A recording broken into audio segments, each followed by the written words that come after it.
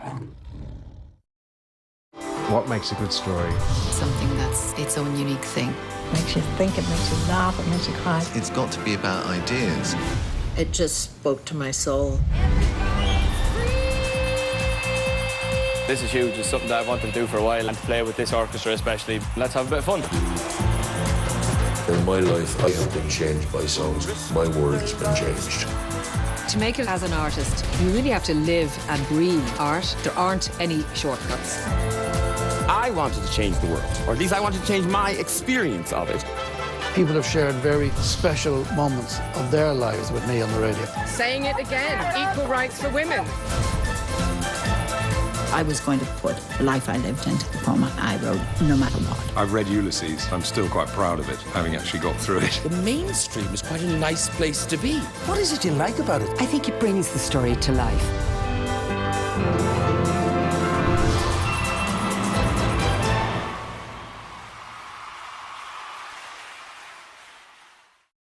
Come on, son, say hello. Bonjour. Bonjour. Come on, I'll show you your room. Where you're from, Isabel. So maybe your very ancestors built these walls. Wouldn't that be something? Vous avez de beaux chevaux. I meant cheveux. Bye. Gonna miss you.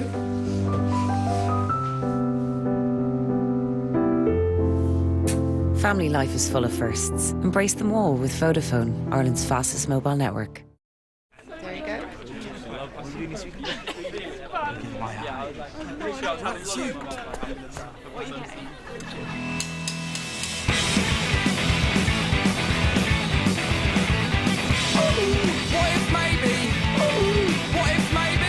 So what's it going to be? The fiery buffalo chicken wrap? Yeah.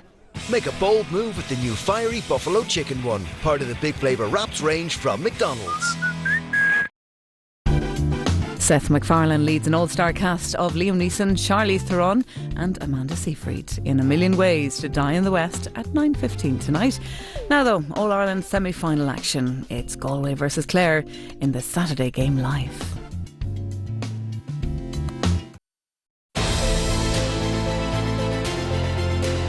Centra.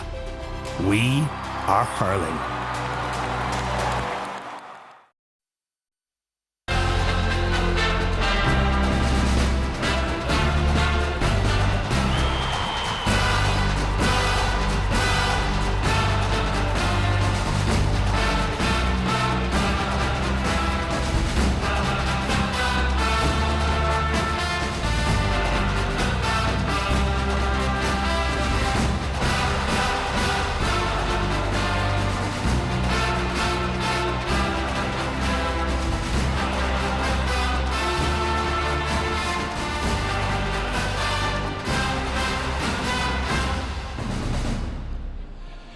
Two Western counties have headed east this weekend with so much at stake. For Galway, it's the defence of their All-Ireland hurling title. Clare have come dreaming of special days at Croke Park. The hurling landscape is changing. We are starting the round-robin system, where what you're about to watch is a little bit of history. It's very special, and today it's a new chapter. Some have adapted better than others. Kilkenny go out of the championship. And is this the day? Are they going to eliminate Tipperary out of the championship? Galway, Leinster champions. Clare get to Croke Park for the first time since that famous Saturday evening when Clare beat Cork in the All-Ireland final. But local rivalries never change. What is it about the GA and the traditional rivalry that exists between neighbouring counties? The neighbours against the neighbours from East Clare and from South Galway. It really is a local derby contest in every sense of that word. Here's a great chance. Gerald Oakland. Oh, it's a goal! And it's the Sparrow once again. Flung inside towards Francis Ford. Ford gets a touch. That's a great goal. A chance to follow in the footsteps of giants.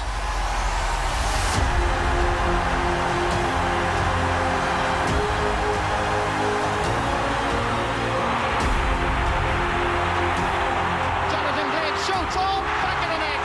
An absolute rasta.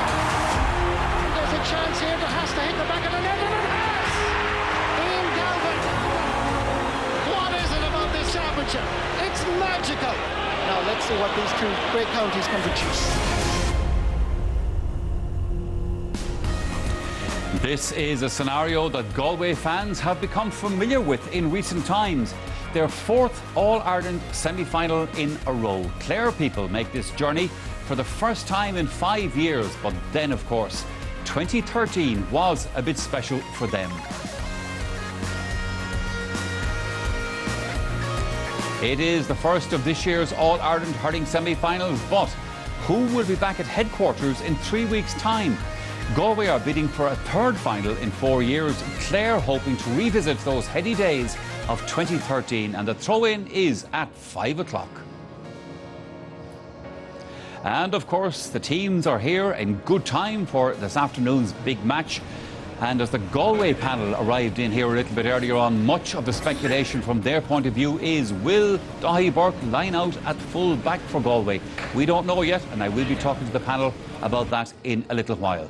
Just a reminder that for the first time, there will be extra time if necessary for this hurling semi-final.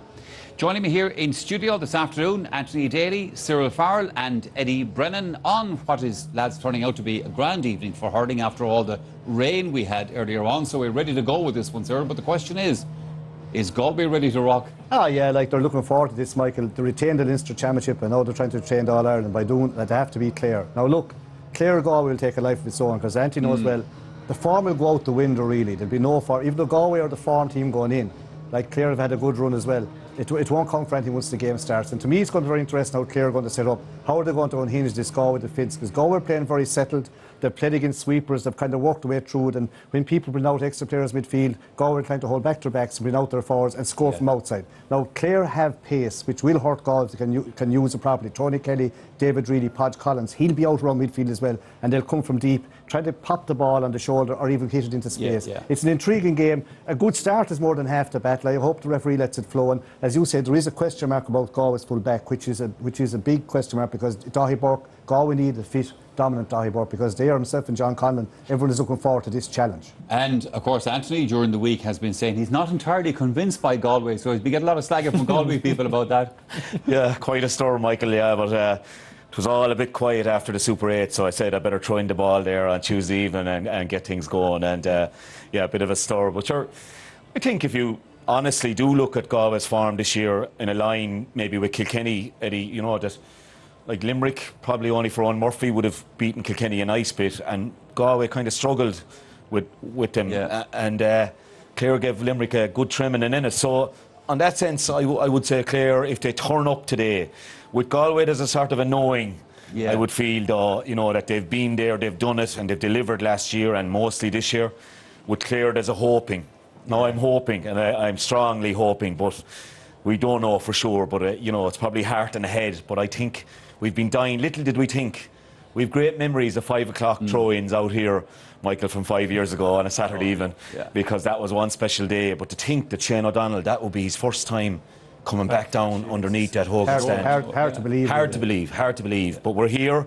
We've talked enough about it. We have to go out and deliver now. Are they giving lightning? And by the way, if Galway win, we'll be reminding you about the doubts we're expecting during the week.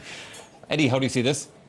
Yeah, I suppose the lads have said it there. It's down to setups. It's down to the question mark of Dahi Burke, which, look, again, I suppose like the rumour mill in the GA is a great little thing as well. Like, and the media outlets would have been delighted with it. And time will tell, I suppose, really what's going to happen. But I think it's a really intriguing match as well. I think definitely it'll come down to maybe.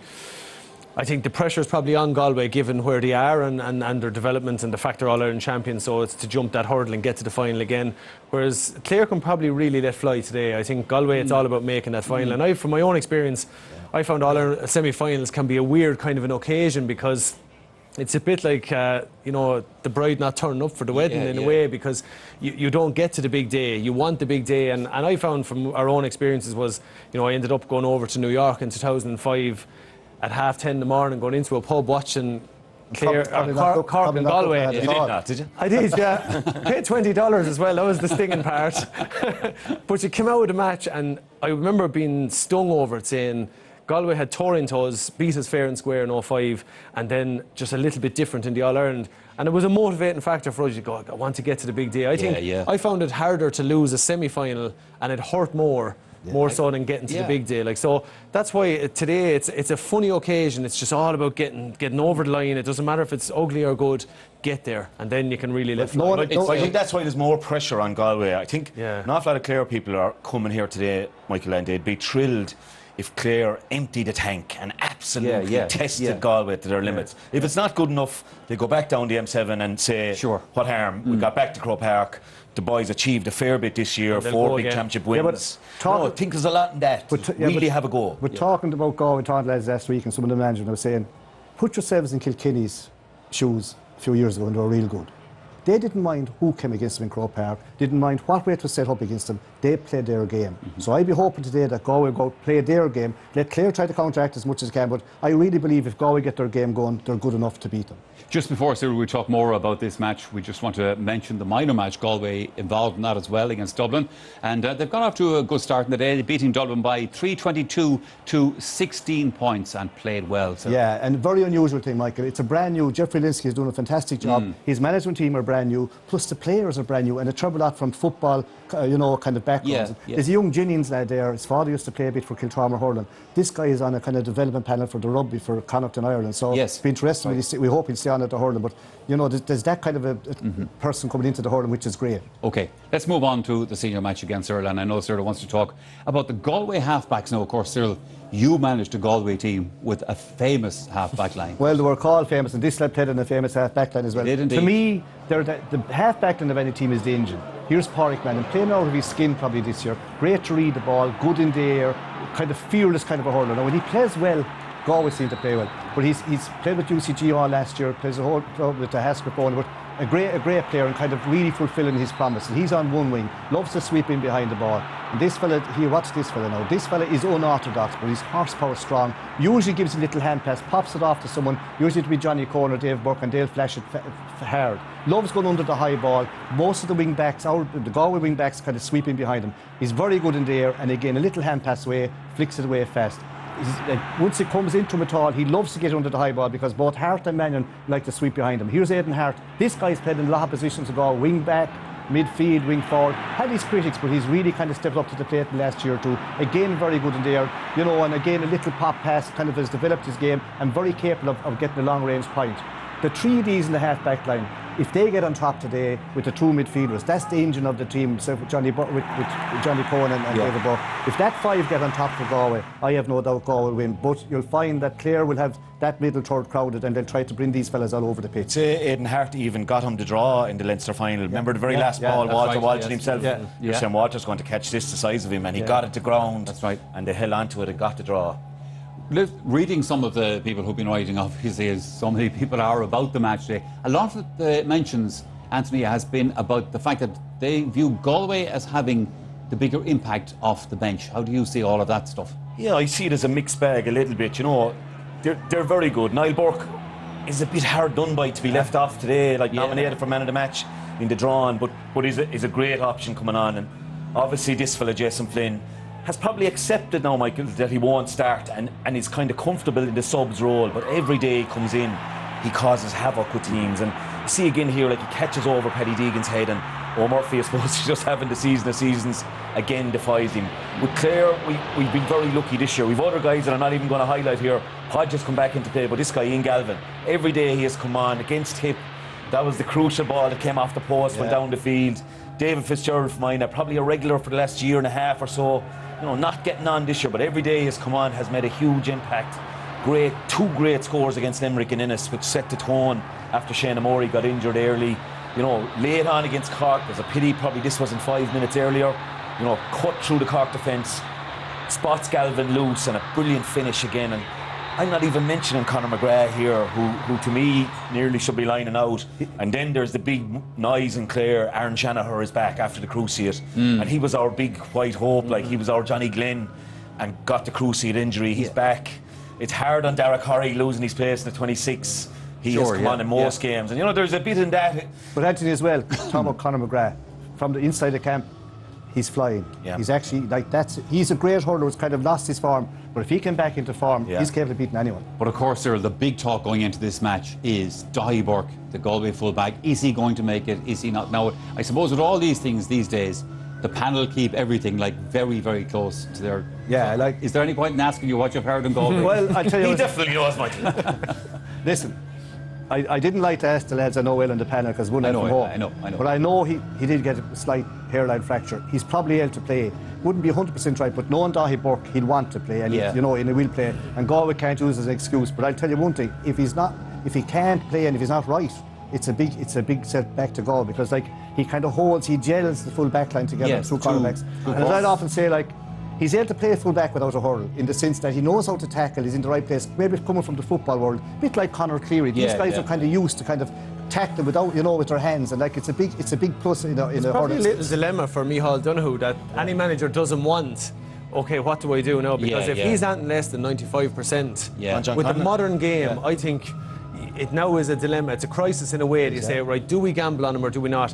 He has to be hauled off after 10 minutes. It's probably the first crisis Micheál Donoghue has got. I suppose it depends where it is. If it's down in a bone, in the middle of a bone, it's a hairline, that will be okay. But if that's pinching when you turn, that's a different, so it might change even Clare's tactics. Because I'm looking at that from Donald Minoy's point of view, I'm going, okay, we're now putting a speedster in on you. I suppose the thing about it is we're all speculating and we're going to know in about half an hour. We'll know quick enough. Anyway, listen, we are headed for a break in just a moment here on the programme.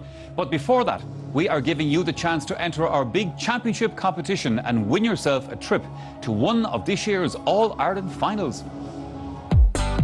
To mark the latter stages of both the hurling and football All-Ireland Senior Championships, we have a great competition for you to win. We want to send you on a trip to the All-Ireland hurling or football final this September. You get to choose. You and a friend will be treated to an overnight stay in a Dublin hotel on your chosen weekend. Tickets to the biggest day in the GA calendar, plus €2,000 spending money. For your chance to win, answer this question. Which one of these canals flows next to Croke Park?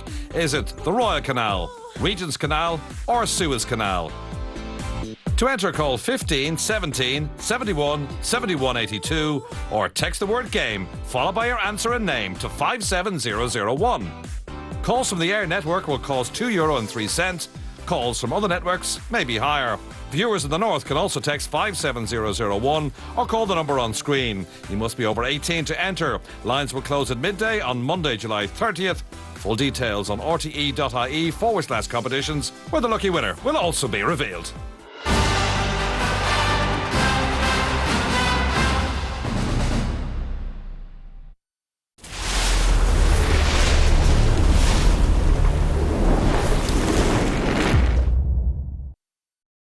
In a groundbreaking series, the game tells the story of hurling. Some guys make it look so easy, but it's really, really difficult. We probably had hurleys in our hands quicker than we had bikes. It consumed me. From its origins to now, and its relationship with Irish society and tradition. Club jersey is the most important jersey. That's your family's jersey. That's your community's jersey. It's left us a lasting legacy to be proud of. Hurling as never seen before. A new series, The Game, Monday at 9:35 on RTE1. Hey, Barry, Basler, see that Egg McMuffin you're about to do a job on? Yeah. Well, that egg is 100% Irish and free range, because it comes from chickens that can bop around the gaff up in Monaghan, just down the road from Irish College in Donegal. Where? Donegal, Barry. Oh. Who could forget your first day? How you lads? 3 weeks of crack. While you're that, Anish. Which was also your last day. Mohan vocal, Barra. At McDonald's, there's always a good story behind our food, like how all our eggs are 100% Irish and free range. Every day, we embark upon a quest to take a few simple ingredients and transform them into something extraordinary. Our latest beer is brewed with Irish barley, double hopped, and a refreshing hue of gold. Hop House 13. More hops, more taste, more character.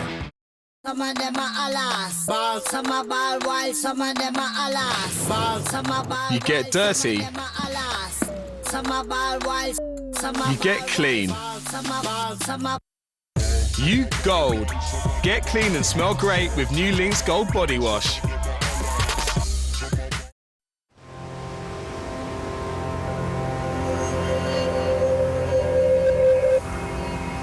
Are you sure it's safe?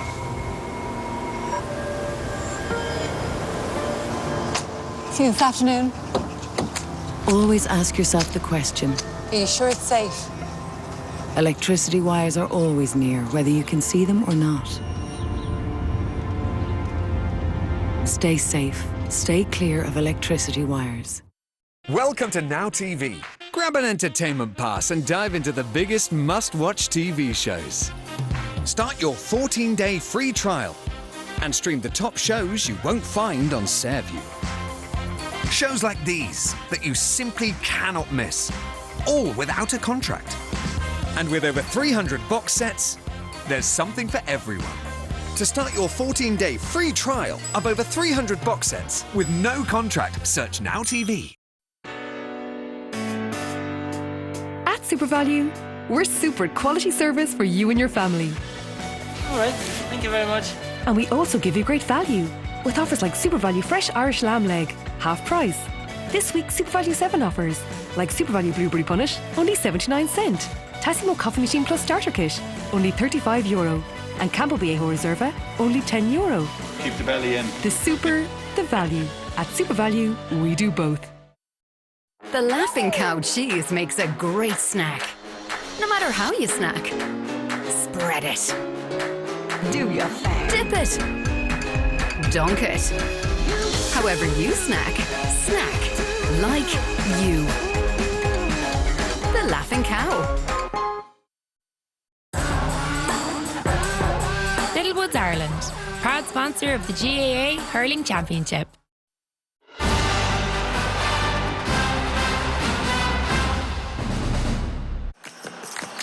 This is Ireland. This is our culture. Connacht versus Munster. Can you hear the roar? Because it's coming all the way from the west of Ireland. And in the twinkle of an eye, in the space of a minute and a half, the game goes towards Galway. Is the coming over? It's over! Galway are the All-Ireland champions 2017. Can you believe it? Clare in Croke Park for the first time in 5 years. It's Clare versus Cork, the sequel. Across towards O'Donnell. O'Donnell goes. Twin they've missed it, and O'Donnell is in for a hat-trick. O'Donnell has got it. Brilliant finishing by Shane O'Donnell. Davy Fitzgerald has done it. Clare are the champions. Saturday night hurling fever grips Croke Park. So many of the Galway and Clare fans have headed up the road together from the west this weekend. Who will be heading home with smiles on their faces and who will have their hopes dashed? We're about to find out. Well, now, I guess you're familiar with the song lyric, "It's a long way from Clare to here." Actually, today it isn't, because it's Claire McNamara and she's down pitch side. Yes, I am indeed, Michael. Thank you. Well, the heavy rain we had earlier has eased off. The showers gone away for now, thankfully. The team's just out on the pitch. Galway just out. Dahi Burka there as well. Of course, there has been, as you've been talking about, a lot of rumours about his fitness in the build-up to this All-Ireland semi-final. So it's time for us now to take a check on today's teams. Let's go up to our commentary box and join Ger Canning. Thank you very much indeed, Claire. Yes, Brendan and myself are really looking forward to this, because since the fixture was made a couple of weeks ago, we knew that they were going to be playing in the semi-final. Well, the rivalry between Clare and Galway took on a real new intensity. You may be certain that Clare would love nothing more than to dislodge the current champions. Let's check on the two teams then. We'll start with Clare. And just like Galway, Clare have gone with a change of goalkeeper this year. It's Donal Tuohy's first match back here since the 2010 qualifiers against Dublin. Clare's captain, Patrick O'Connor, is one of their 2013 All-Ireland winners this afternoon, facing the tribesmen for the fourth time, one win so far. The only one of today's half-backs to feature against Cork in Clare's last title success is Sheana Morey. He came on as a sub that afternoon. Well then, as now, Colm Galvin was an essential part of Clare's centrefield pairing, battling today alongside the industrious Cathal Malone. And looking to rekindle the magic produced the last time Clare was here is the number 11, Tony Kelly. He swept the boards with honours galore in that never-to-be-forgotten season. And just ahead of him is a line led by the informed John Conlon, containing the crafty Podge Collins and the man of the match when Clare were last here, Shane O'Donnell. And bang on cue, Galway come out of the field, including their goalkeeper, James Skehill, who'll be on his toes today, playing back in Croke Park for the first time in 5 years. He's playing behind a full back line, marshalled brilliantly by the man who's been the all-star full-back on 3 occasions. You heard about him there in injury worry, Daithí Burke from Turlough. And in a back line that's unchanged for the 3rd game in a row, Padraig Mannion is the one taking the eye for most hurling followers with his towering performances all year long. At centre field for Galway, it's a 40th championship appearance for Johnny Cohen as he continues his partnership with the captain, David Burke. This is the 5th time that Joe Canning has faced Clare in the championship. The first was in 2009 as a 20-year-old when he scored 7 points. And then the inside line shows the return of Conor Cooney to the starting 15. He replaces Niall Burke with Johnny Glynn now at wing forward. Well, it's been an eventful summer so far for the management teams. Jerry O'Connor and Donald Maloney of Clare looking today for a consistent performance, while Galway's Micheál Donoghue is hoping his charges can play with the brilliance they showed in the first half of the Leinster final in particular, that replay. Only their best will do. And they've been talking with Clare. Jerry, Clare back at Croke Park for the first time since that 2013 success. So what's the feeling in your dressing room in there now? Is it one of nerves, excitement? It's actually very relaxed. We've just got off the bus there, train journey up this morning. Everything went really well. Guys are out on the field now, just reacquainting themselves with it.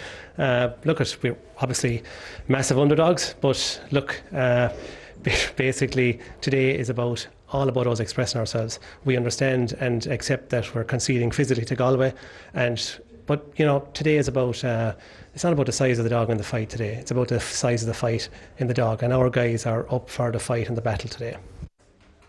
Micheál, a lot of rumours during the week about Daithí Burke's fitness, but you named him in your team last night, so any concerns? No, we're players selected, so he's good to go, yeah. Was it a problem with his ankle, or? Yeah, he just picked up a knock, but I think it's been exaggerated throughout the week. You know, he trained with us towards the latter stage last week, so I said he's rearing to go. Now you're on a long unbeaten championship run, so you must be accustomed at this stage, are you, to being favourites for games? Look, we don't really look about it. You know, we can't control what's been said about us. Yeah, obviously, you know, we've had a good run, and we want to keep that run continuing today. And look, you know, we're under no illusion it's going to be a tough challenge. But look, like any other game, it's just about ourselves now and trying to get our own performance right. Now joining me down here on the pitch is one of hurling's finest, 7-time All-Ireland winner Richie Hogan from Kilkenny. Richie, thanks for joining us. I know you're more accustomed to being out there, stuck in the thick of things at this time of year. Yeah, obviously it wasn't our year. It'd be great to be out there, just even looking at the flush grass and full house, or however 60 or 70,000 people here today. It'd be fantastic. It's going to be a great occasion. It's going to be a great weekend in total with both games on the same weekend for the first time. Now the team's there. Let's talk about Galway first. You saw Daithí Burke running out there. Do you think he was a little bit hampered? He looked to be struggling a small bit, but I've marked Daithí a good few times over the last couple of years, and you know, he is as tough as they come, and he's a fantastic defender, and he's vital obviously to this Galway team, especially in that full back position, and especially today with John Conlon, a mixture of John Conlon and Shane O'Donnell inside in that full forward line. So they'll need a big game from Daithí today, definitely. Yeah, he's one of their strengths obviously. Now Kilkenny played them 3 times this summer, so you're well aware of Galway's strengths. You came close to them obviously in the drawn game, but you know, you got that goal in the replay, but the comeback was ultimately crushed. So what are Galway's strengths? Do you see them as being beatable? Oh well, Cor. Well, every team is beatable. That's for sure. I think they're very strong, hugely physical team. They have excellent skill, excellent score takers, and I suppose they're not reliant on any 2 or 3 players. They can bring in a couple of lads from the line as well. And to be honest with you, it's all about Galway's attitude, really. You know, if they bring the attitude that they brought to the replayed Leinster final, I think they'll be very, very difficult to beat today. And I think they're a fantastic team. They're All-Ireland champions. They have a bit of experience now as well, and they're used to winning, and they'll be hard to stop today, definitely. Yeah, now Clare haven't been back here in 5 years, which is hard to believe, I suppose. They looked calm coming out there today. They have been beaten twice this summer. How do you think they can get in there and get any kind of in on this game? I think, to be honest with you, I think they're in a fantastic place because they have nothing really to lose, even in their own heads. They're here for the first time in a good few years. A lot of those players have been dying to get back onto that pitch out there, and the minute they came into the dressing room today, I'm sure they would have been flooded with memories of 2013, which was one of the greatest ever years for hurling, certainly in recent times. So I think they'll just give everything today, and I suppose in contrast maybe to Galway, they are depending on all of them to hurl really, really well, especially their big players. But you fancy them maybe? You have a bit of a fancy? I do, Yeah. No, I fancy Clare. I think, you know, the way they play, they're not going to puck the ball down on top of those Galway backs. They're going to move them around. They're going to play their own game, regardless of what way it'll go, and I give them a great chance. Yeah. Okay, well, you're bucking the trend then, I suppose, because everybody else more or less going for Galway. That's the view from down here in the pitch side, Michael. Yeah, when Richie was mentioning there that he fancies Clare, Anthony was saying, I'm not the only Egypt in Ireland, obviously. We were looking there, lads. He's hurling. We were looking, lads, while they were talking down there at Dahi Burke. Ankles fairly heavily strapped, and Richie actually said it there. He said he didn't think he was looking too kind of fluent. Yeah, it'll be interesting. I suppose he comes across as the kind of guy that'll be head over the body, like if the head is willing, that's it. And if it's something, we say, within a bone, it just depends. If that's something that's pivotal when you're turning or you have to turn very fast, that's when it's going to possibly get tested. If it's contained in the middle of a bone, he's just going to have to play through the pain, and I'd say no better buckle to do that. If anyone is able to do that, I'd say, and that's why I'd say Micheál Donoghue maybe, as he said himself, it probably grew a little bit of legs, and he probably said, you just turn around, you say to someone like him, you okay, gives you the thumbs up, that's it, it's tally-ho. Yeah. But if it is impacting on how quickly he can turn, then it alters Dahi Burke's mindset as regards he's going to sit there on that square and he's not going to be going too hard out to the wing. But as well, nowadays, like the medical staff will be big in any team now. They wouldn't pass. They would have the final say on the passing fit or not, and they wouldn't pass unless he's able to twist and turn, as you say. They'll have all that tested. It might hurt, but otherwise they wouldn't pass and fit, because you'd have a lot of medical guys now, compared to before, and to be their call really. Yeah, well, I mean that is an important side of it, because I remember a Galway footballer in an All-Ireland final, and he told me afterwards when he got out of bed that morning he couldn't put his foot on the ground. But he still went out and played in the All-Ireland final because he wanted to. It's mind over matter. Yeah, well, and it can be foolhardy at times, Michael, because you want to play in a game like this. That's the point, yeah, but I think that he'd be that sort of a grounded fella. If he thought he was going to let down the side, he'd call it, I think, beforehand and would say, I'm not ready. Yeah, I think he would. Yeah. As I said earlier, we'll find out fairly soon. But I'll tell you one thing, it is 2 years since Galway and Clare last met in the championship.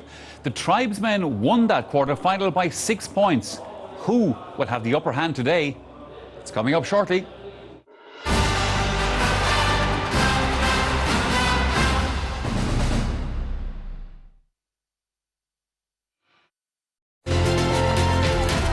Centra. We are hurling.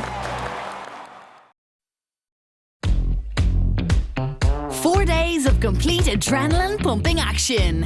Oh, what a race, folks. I'll be riding shotgun underneath the hot sun, feeling like a someone. Exchange rate is picking up under Patrick Mullins. I'll be riding shotgun underneath the hot sun, feeling like a someone. Great atmosphere here today. I drive a Toyota, I don't know what an emoji is.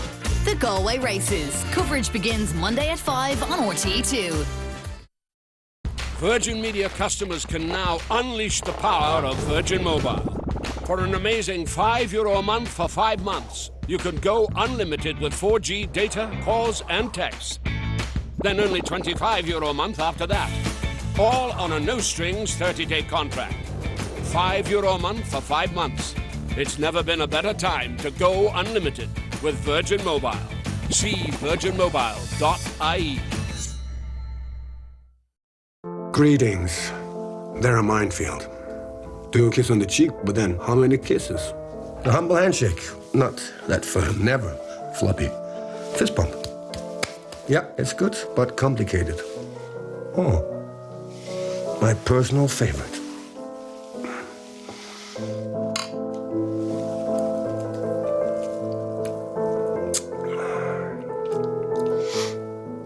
Probably. There you go.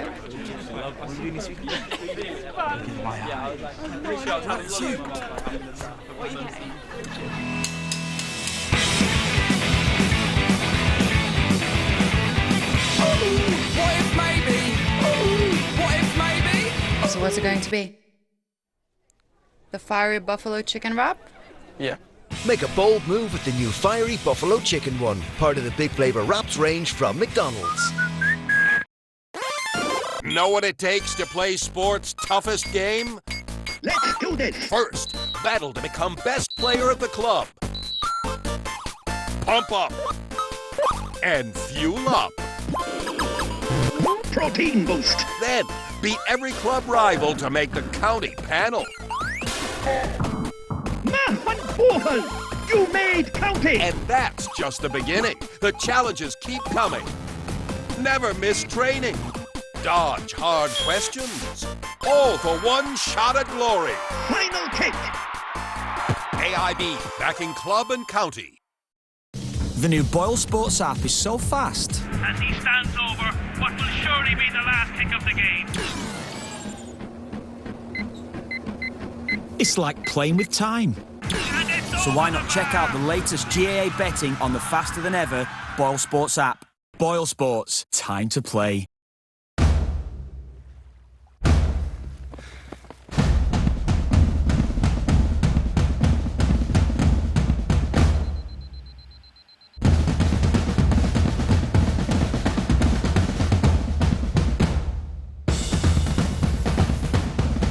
Some moments teach you all you need to know about yourself. The Electric Ireland GAA Minor Championships.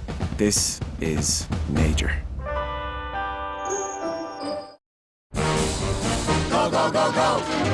Come on and dance now until the new season gets underway. Into a trance with me. Go, go, go, go! And try roll. Are you comfy there, Jeff? Don't stop, don't stop, don't stop. Go, go, go, go, go, go, go, go, go. It's time to take your seat. It's the start of an unmissable season on Sky Sports. The players are out, and it's live. Don't stop, don't stop. Go, go, go, go, go, go.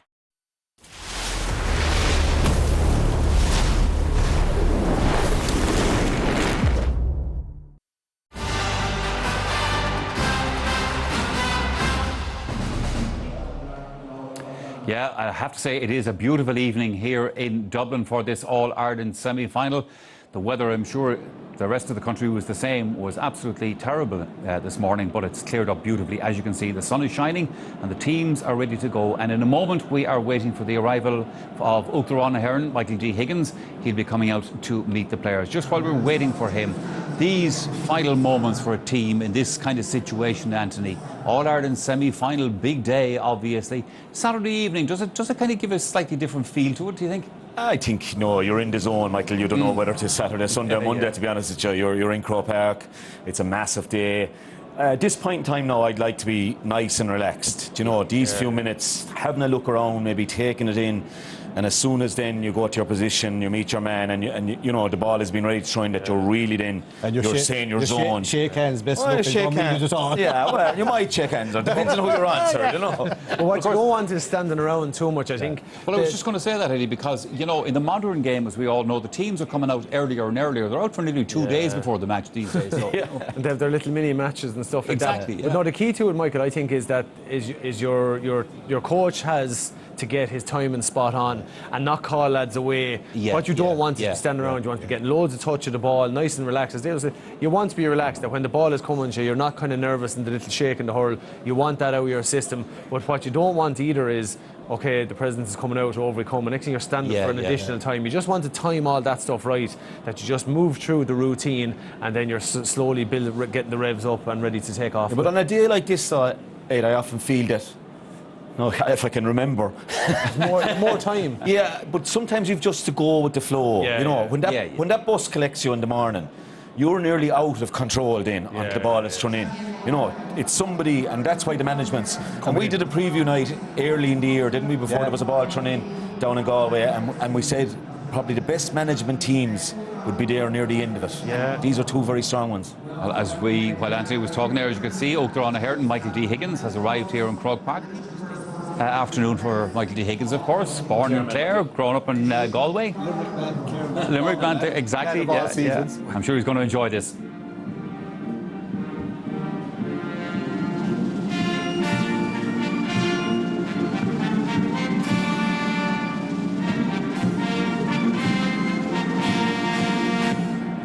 Well, Uachtaráin Ahern on chin, Mihol D. O'Higgin in Éineach le Uachtaráin, Common Luke Glasgow, Sean O'Horain, Comptonish comes Bula Leis na Forna, and that on a day when the Defence Forces are most welcome visitors to Croke Park, and where we are saying our thanks to all of the many thousands of Irish troops who have served in peacekeeping duties with the United Nations. So Patrick O'Connor, first of all, the Clare captain, gets the opportunity to introduce his men. Having a word there with Conor Cleary, the big centre-back. That's Jamie Shanahan alongside him. You recognise Colm Galvin, of course, from the 2013 team. Of course, they played here against Cork in the replayed All-Ireland final on the 28th of September back in that year. Had a wonderful victory. David Reedy, there's having a great season. Podge Collins, John Galvin, he has been immense all season for Clare. And finally Shane O'Donnell, the player who got 3 goals and 3 points in that final. And then James Owens, his linesmen, James McGrath and Sean Clear, and the sideline official is James Connors from Donegal. And it's a big day as well here for the umpires in this semi-final. James Dunbar, David Owens, Ian Plunkett and Joe Kelly on duty.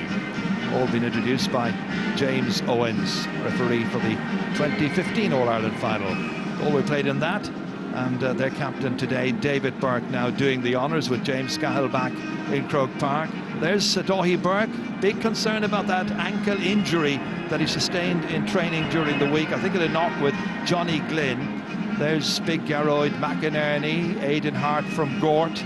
There's Johnny Cohen, one of the Loughrea players, a colleague at work indeed with David Burke in St. Bridget's in Loughrea. There's Big Joe Canning from Portumna. Johnny Glynn there, number 12. Then on to Conor Whelan. Conor Cooney has been recalled to the team today. And finally, Cathal Mannion. John Horan as well, the GAA president, has his words with the two teams. So President Michael D making his way off into the stands on a day when members of the Defence Forces are being rightly honoured 60 years after they began their peacekeeping duties.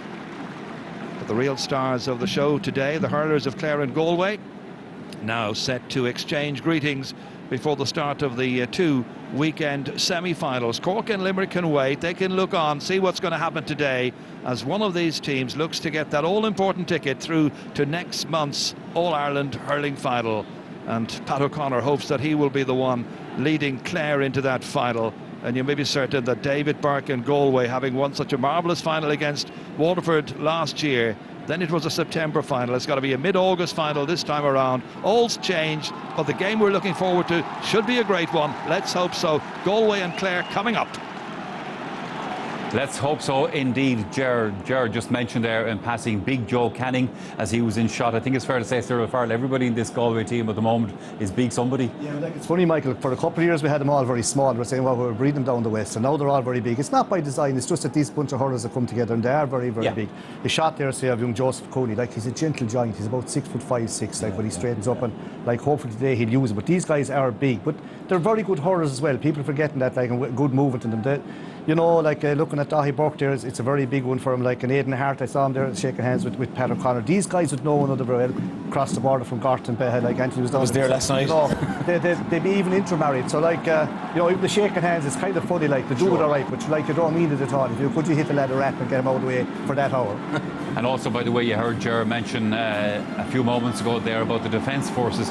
As you can see, the Defence Forces are being honoured here at Croke Park. Tributes are being paid to them. 60 years of unbroken service with the United Nations peacekeeping.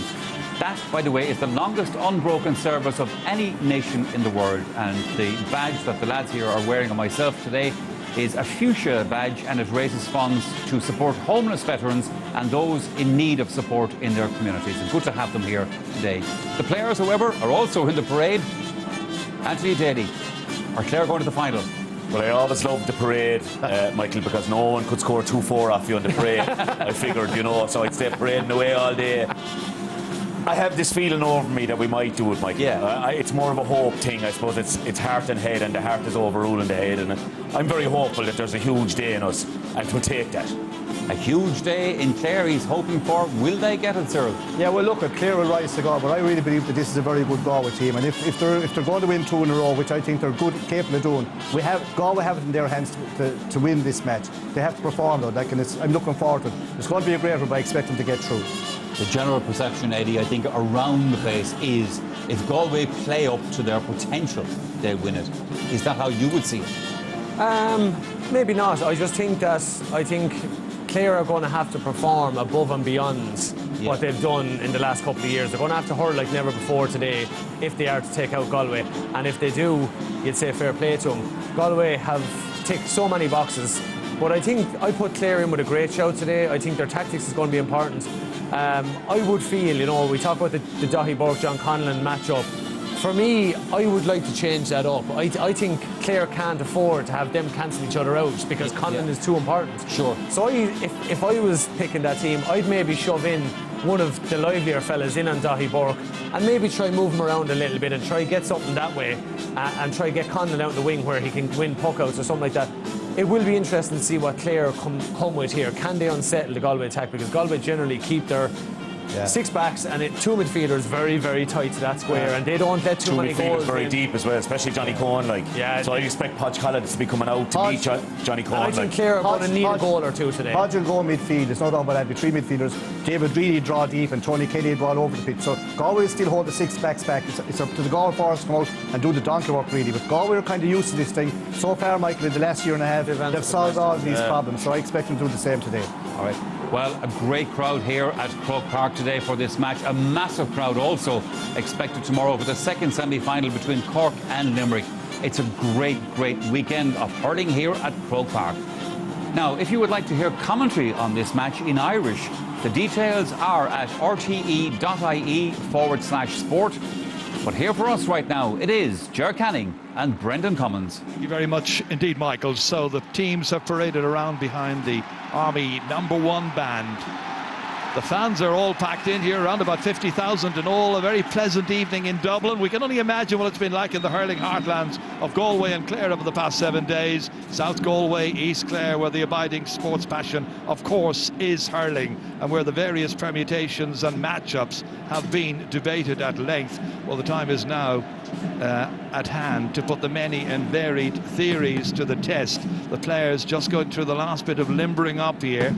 Clare realise they are the outsiders. That's what Jerry O'Connor has been saying there in that interview just a moment ago. So good to have the members of the Defence Forces here, as Michael was saying, some 60 years after they began their wonderful work all over the world in so many different locations. But right now our focus is on this semi-final, the first to have taken place on a Saturday.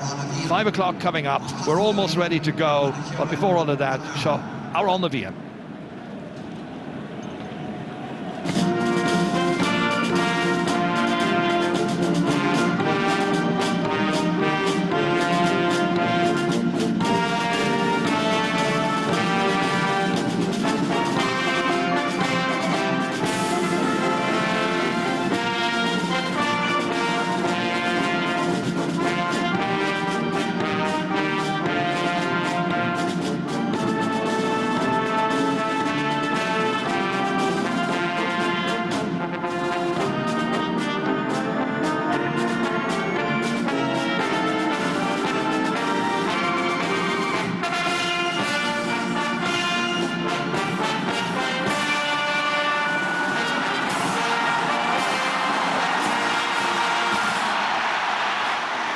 Saturday or Sunday, there is a great sense of occasion here, and Brendan Cummins is alongside me, the former Tipperary goalkeeper. Your thoughts at this stage, Brendan? Well, look, obviously we're hoping that from a Clare point of view that they play a very tactical game. Donald Chew, he can't be bombing high balls down top of Garrod McInerney, but the importantly for Clare is not to let emotion get in the way of the first 5 minutes of this game. They try to keep their structure, play through the lines as best they can and stick to the game plan, but Galway will start at a savage pace.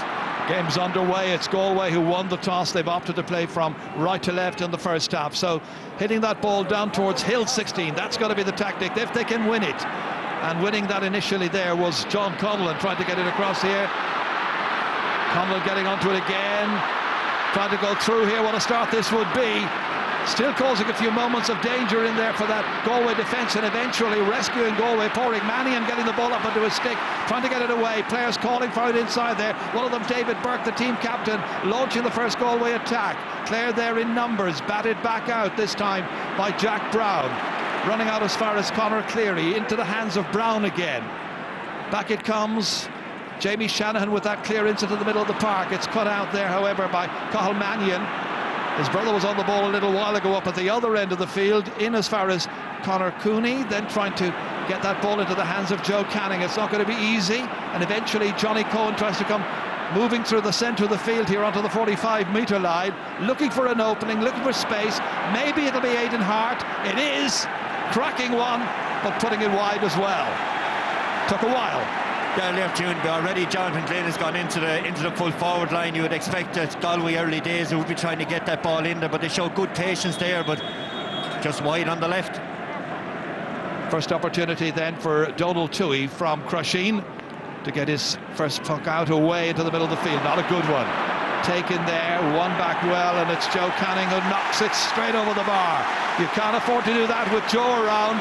Very poor clearance by Donald Toohey. That first restart by him, straight to the man you don't want to give it to. You can see Joe Canning there, he held his ground, he could see out the corner of his eye that Kelly was coming and that Toohey wanted to put it in front of him, waited the last second. Great experience, that man, your shot, and that's the finish of a team that had been All-Ireland champions looking to retain their title. So poor start by Clare, but now a much longer puck out this time, way down towards Peter Duggan. Doesn't get to it, however. One instead by Galway once again, and once more taking it out here is Garrod McInerney. In towards Joe Canning, couldn't quite get to it this time. Fed forward, looking to try and take it here and put a bit of pressure on Daithí Burke was John Conlon once more. Conlon on his hands and knees, very near the near sideline, pinched there by Shane O'Donnell.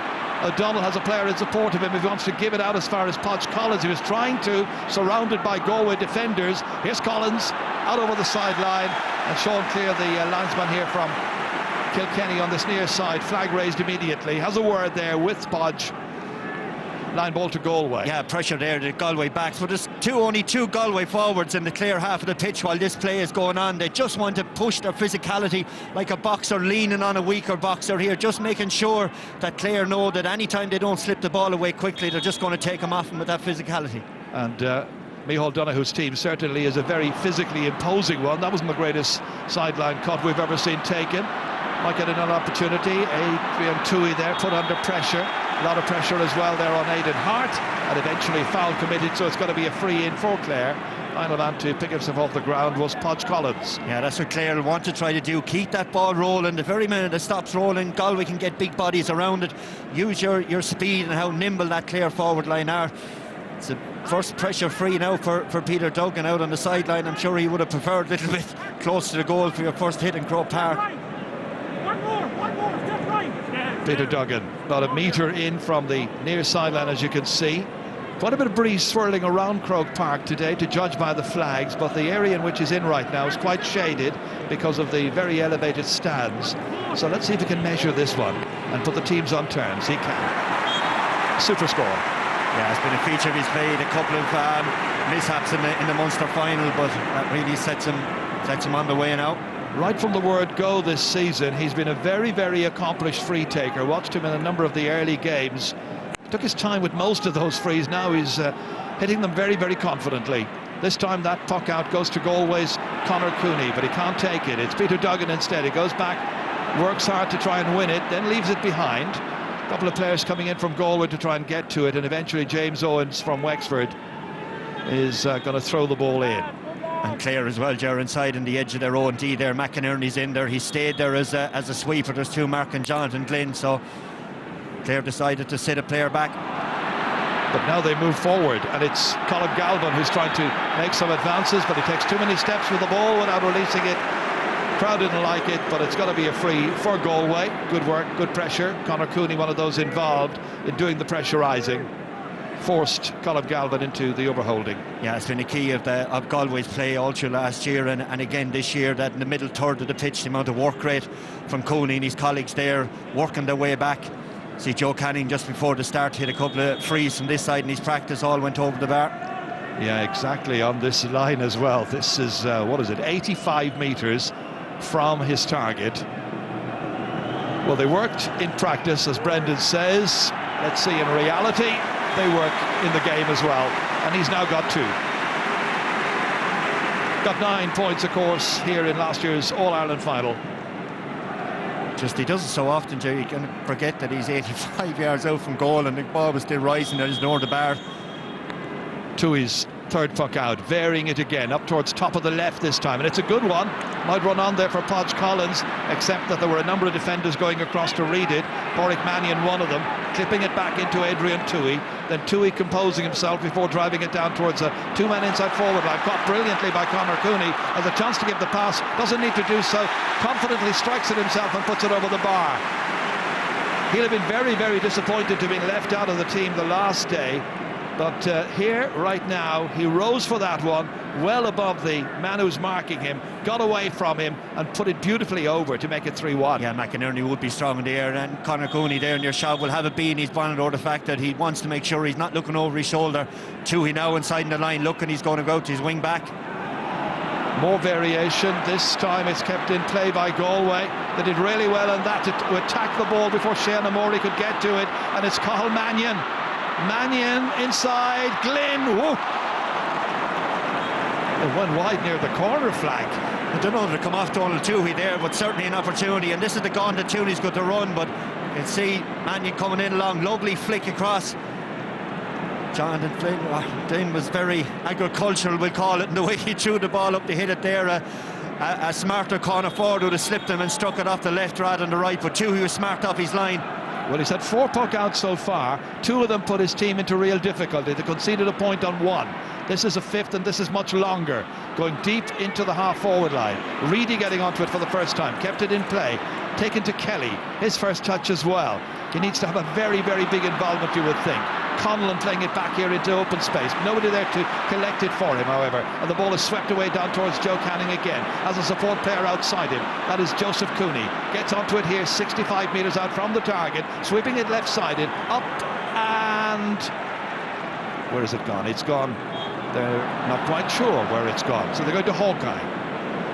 Yeah, but again, this is going to be a feature of the game for Donald Tuohy in there. He is going to have to go short, Jerry. He is going to have to take chances. His defenders, though, are just standing looking in at him. They need to give that little bit more movement for him. It allows the Galway forwards to track him an awful lot better, but this is an important one. For Joseph Cooney and for Galway, yeah, you're right. It's just outside the post. Neil Shekadaha. It's one of the wide. It's 3 wides so far for Galway, but they've done most of the attacking. They lead by 3 points to 1. Early stages as David Reedy clips it forward here, but it gathers pace and nobody's able to get at the end of that. And there's a certain lack of cohesion between backs and forwards so far by Clare, but it's early stages. There's the Galway, or the Clare defence too, are a little bit confused. The Galway forwards are rotating all the time. They have a spare man 1 second. The next minute there's a guy pointing the line to say pick him up. James Skehill drops it way, way down there towards Johnny Glynn. Marking him there is Pat O'Connor. O'Connor on the deck. Fouled. Free to Clare. Should be an intriguing battle, that one, if Patrick O'Connor is going to mark Jonathan Glynn for the afternoon. He's picking him up right now because Glynn, of course, started the match in there in that inside forward line. It's very safe in possession there. You see Pat O'Connor again, and the speed of puck again from Clare, but it's just intercepted again. Kelly couldn't take it. Conor Cooney could for Galway. Should have scored. Wasted opportunity. Big waste, that one. Yeah, it's exactly the way Clare need to play. We just need to settle down a little bit. Like 10 minutes in, we're short again. Oh, terrible one. Intended for Shane O'Morey, but picked up instead by Conor Whelan, and he can make them pay for it, and he does.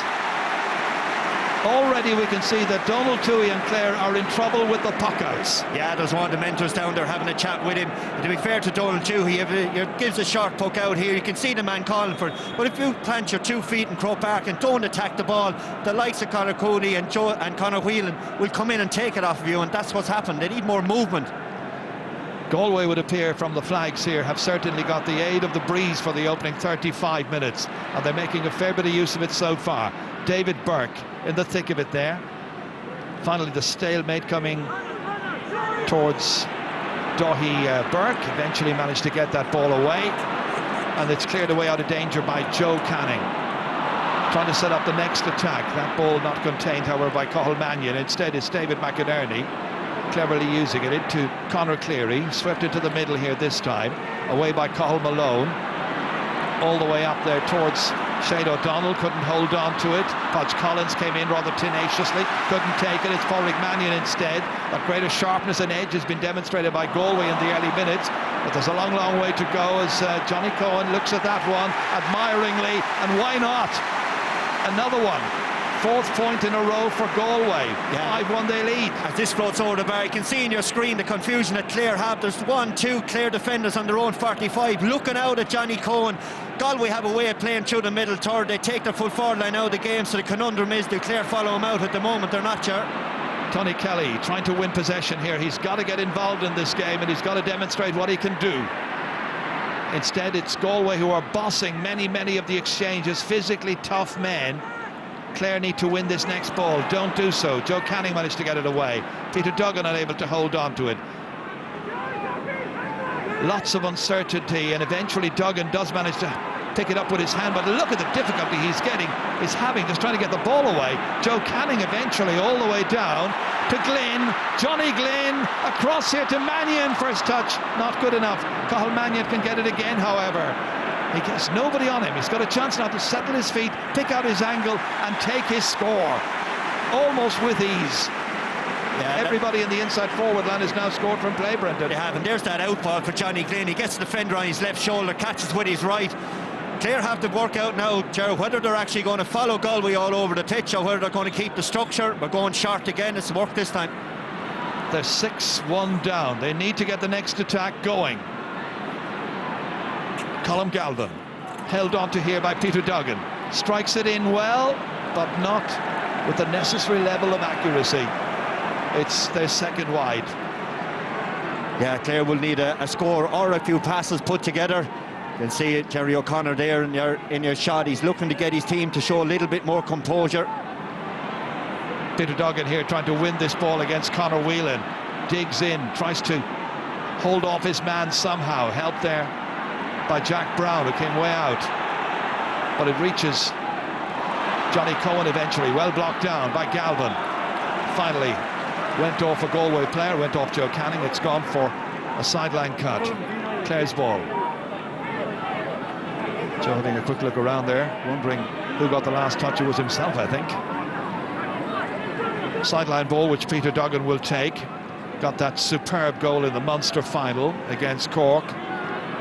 That day, Clare had a great first half, for most of the time anyway, bar the last 5 minutes maybe. Second half, however, wasn't so great. This time they'll be hoping that a poor start can be turned into a much better finish. That's one again by Galway. Adrian Toohey coming out of it. O'Donnell goes chasing after him. Back it comes, back as far as Cathal Mannion. Mannion looking at his work, looking at the shot and seeing where it ended up, which wasn't where he intended. No, now the Clare position, Colm Galvin on their own 45. He's pointed at all his colleagues to push up now and push out. He's had a word from the Clare bench, so he's trying to get the defence better structured. To Jack Brown it comes this time. Stealing a march here on Whelan. Back in as far as Conor Cleary. Needs to get Clare going. 6-1 down. Podge Collins. After him goes Toohey, trying to steal the ball away. Podge Collins has it again. 3 men after him. Playing the ball in here towards Tony Kelly. Looks for a player on his immediate outside. A support player waiting out there for it. And that ball's driven. And driven badly. Really bad final effort there. Should have been able to do a great deal better, Jamie Shanahan. Puck out by Galway, securely into the hands of Pádraig Mannion. Making a lot of headway. Driven in towards Johnny Glynn. Able to hold on? No, not quite. Dropped it. Look at the number of Clare backs. Oh, they've left it behind, and there's a goal! And it's Conor Cooney who's got it. A very bad day so far for the Clare full back line. They're absolutely dithering when that ball went in towards Johnny Glynn. Look at the number they had around there. They couldn't get it away, and in came Conor Cooney to get his 9th ever championship goal. Yeah, there's Colm Galvin inside the edge of the square. His job was to try to sweep up these balls. They were pushed out of the way. The real rabbit caught in the headlight stuff here for Clare. They need to get their feet in this game very, very quickly, because Galway have their number around the middle third and it's killing their inside line. Clare are being brushed aside by the strongly built Galway men, looking very assured, very confident, very dominant, illustrated by Joe Canning, knocking it over. He was the hero of the hour this time last year against Tipperary with that last-minute point to win it then. But right now, he's cruised Galway into a 1-7, 1-point lead, 16 minutes in. He has, yeah, and Galway are showing now, they're flexing their muscle, Ireland champions. They're showing, I suppose, the confidence that they have. Clare really do need to start following men all over the pitch. Go man for man, you might as well. You're 9 points down at this stage. Shane O'Morey inside as far as Tony Kelly.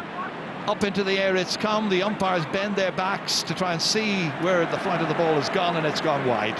And as you look out onto the pitch there, Colm Galvin is playing inside his own 45, but he's 50 yards too far up the pitch, and the danger men, which is Jonathan Glenn and Joseph Conor Cooney inside. So just too many Clare players caught in no man's land at the moment. They're not getting involved in the game, Ger. They haven't got the tactics right so far, Brendan. Joe Canning up into the air again, down towards Glynn. Again, Sticks raising up for it there. Clare Sticks. McInerney lost his. Referee blows his whistle, decides that there was a foul, and it's going to be a free out, and they'll be very, very grateful for that. They will, but the other side too, if you think back to the Munster final, you see the ball coming in here. McInerney, he's lost the hurley. It's all very, very... Here comes the shot in for the goal. Again, there's nobody taking control of the situation inside there. And Coney, of course, says, I'll take control of it, and one happy Galway man, and the Clare supporters are sitting down. They need a little bit more communication, and they also need more work rate. It's not just a structural thing going on here either, Ger. The forwards need to work harder. Right now they've got the opportunity to work hard. David Reedy watching. Podge Collins in there as well as John Conlon. He's touched the ball at the very, very beginning of the game, not much more since then. David Reedy, they need a score. Reedy, can he be the provider? He can. That's one they needed. A long, long way to go. 13 minutes between scores. It is, but David Reedy there, you know, he did really well. He composed himself and made dead sure that he was going to go over the bar. A relatively easy opening for the match for James Skehill, the goalkeeper from Capatagal. Down to right half forward this time. He can hit it anywhere because it seems that Galway players are lording it over their immediate opponents. And David Burke didn't come up from immediately, and then back went Galvin, to his credit, won it. Beat the attempted block, got it out as far as Tony Kelly. Kelly now hand passing it forward. Incrementally, they've got to try and work their way through the lead that Galway are enjoying at this stage and pin them back. This is just a very, very good spell for Galway. Clare must be hoping that at some stage or other they will drop their intensity levels. Jack Brown lost his hurley. Needs the support there of Pat O'Connor. Across here as far as Colm Galvin. He's meant to be midfield. He's back on his own 20-metre line. He's like the extra sweeper back there. He is. He's taken up the sweeper role for Clare. Moving forward here was O'Donnell, stopped in his tracks. Then the next challenge comes in with Cathal Malone, the number 9 there in the middle of it all, trying to win possession for Clare. But it's a strongly built Garrod McInerney, not giving away an inch at this stage. We're waiting for a whistle to come. Maybe the referee might have blown up and throw the ball in, but it works in Galway's favour, and Cathal Mannion is able to get that ball away on stick.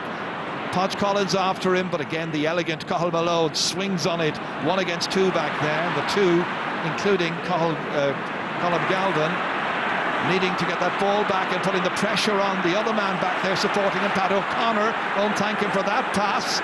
In came Galway immediately. They've got a wonderful appetite for this game, Galway. They look ravenously hungry to beat Clare, to get back into the All-Ireland final once again. Their approach has been excellent so far. What's the response from Clare? Shane O'Donnell needs to get them firing. That'll do for starters. That's some score, Jared. Unbelievable scoring. The ball came down along the wing there. There's wicked pressure on him just before that passage of play. He caught the ball with his left hand while he was sliding into it. You know, it's things like that. See that? That's an unbelievable catch. The pressure that he's under there from his marker, John Hanbury. 7 points between them. Clare win it back again. This time it's Shane O'Morey. Slipping it forward to Kelly. Goes forward now. After him goes Johnny Glynn. Kelly still to his right-hand side. Coming up with his David Reedy. Reedy trying to get inside the wing back. Made a lot of headway. Finally went off. The referee's given the free. Got to be a 20-metre free. Pádraig Mannion, to his credit, pursued him vigorously. But the referee, I think, saw a foul there as well. Yeah, there's the foul. And the referee was absolutely spot on. Yeah, he had free. Yeah, he had the arm raised. You can see the arm on the shoulder there. But that's a lot more like what Clare need to be doing. They need to get the ball low into Reedy so he can turn and run at this Galway defence and see what happens. But just off camera there was a shot of, I think, what's Clare's problem here, Ger. Conor Cleary is staying at centre-back, even though Colm Galvin is playing the sweeper. So they're conceding 2 extra bodies, 60, 70 yards in their own goals, and allowing Galway to build, and they can't get a platform to play. Peter Duggan has just got his second point. The lead was 9, and now it's down to 6. Well, what you say is absolutely, totally correct. And I wonder whether Clare are going to adjust the way in which their defence is shaped up at this stage. The structure isn't quite right. Down through the middle, this comes again. Shane O'Morey under pressure, reaches up for it, catches it well, under pressure still. Duggan swinging on it, but rather indiscriminately, giving it away to Joe Canning, over his left shoulder, up into the air it goes, God directed, and this time the Lord has decided it's gone to the left. Yeah, but at least at that passage of play, Conor Cleary was on him. If that was Joe playing 10-15 yards further out the pitch, he'd have got a free strike on it. So it's a lesson to show that they are human, Galway, obviously. You need to put them under pressure.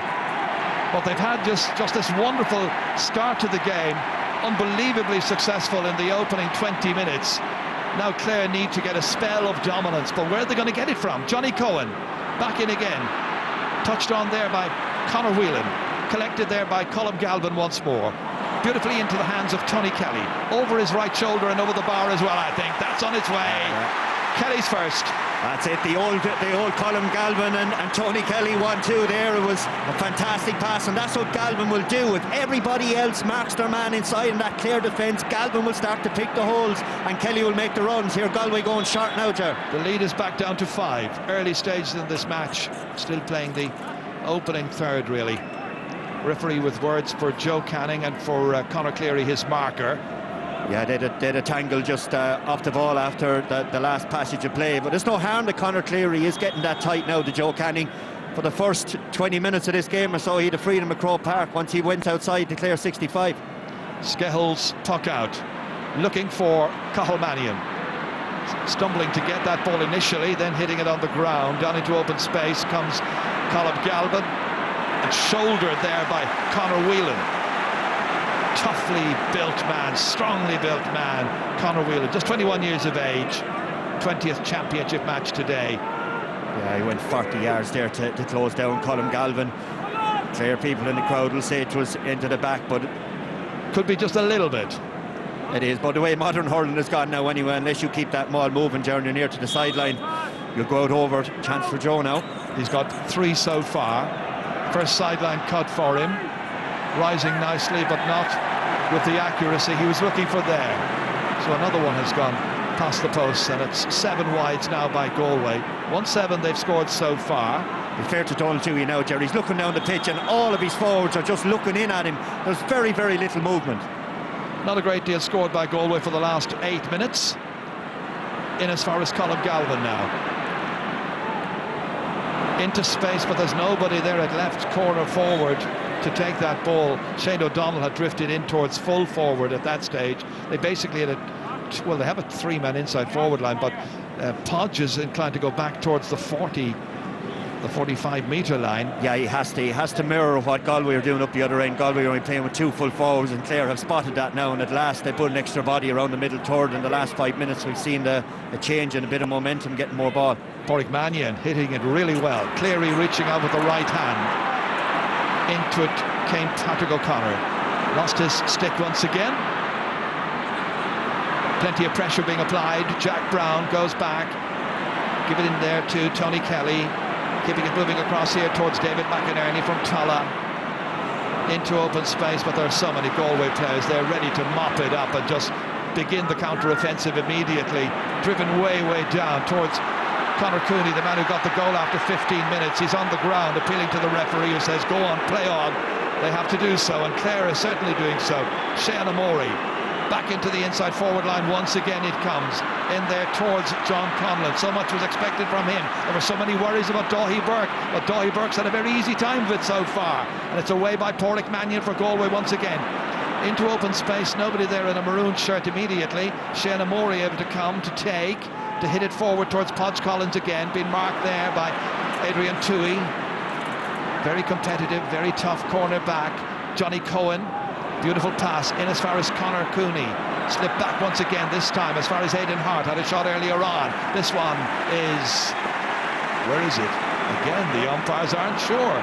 Wonder is the sun in the eyes? I don't know, it must be something in the eyes down there, but again, that little passage of play there, Jared, just showed that the Clare defence stand back, let Galway come up the field, create the overlap, and the wing back gets a shot on goal.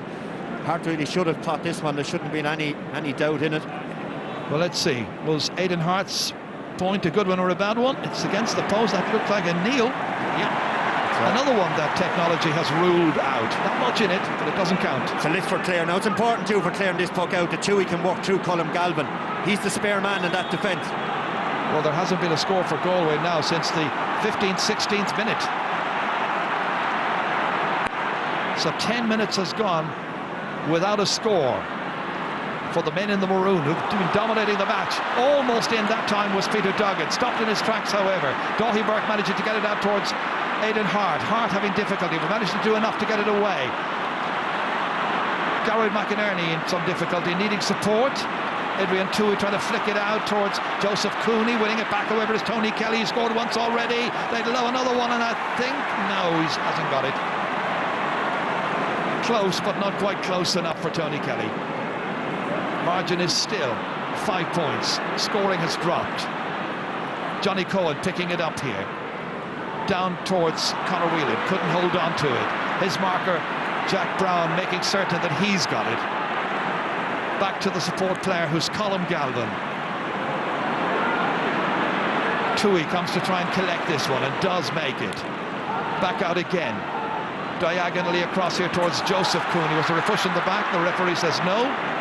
Shane Murray, the one on the ground. Colm Galvin getting it away, out as far as Tony Kelly.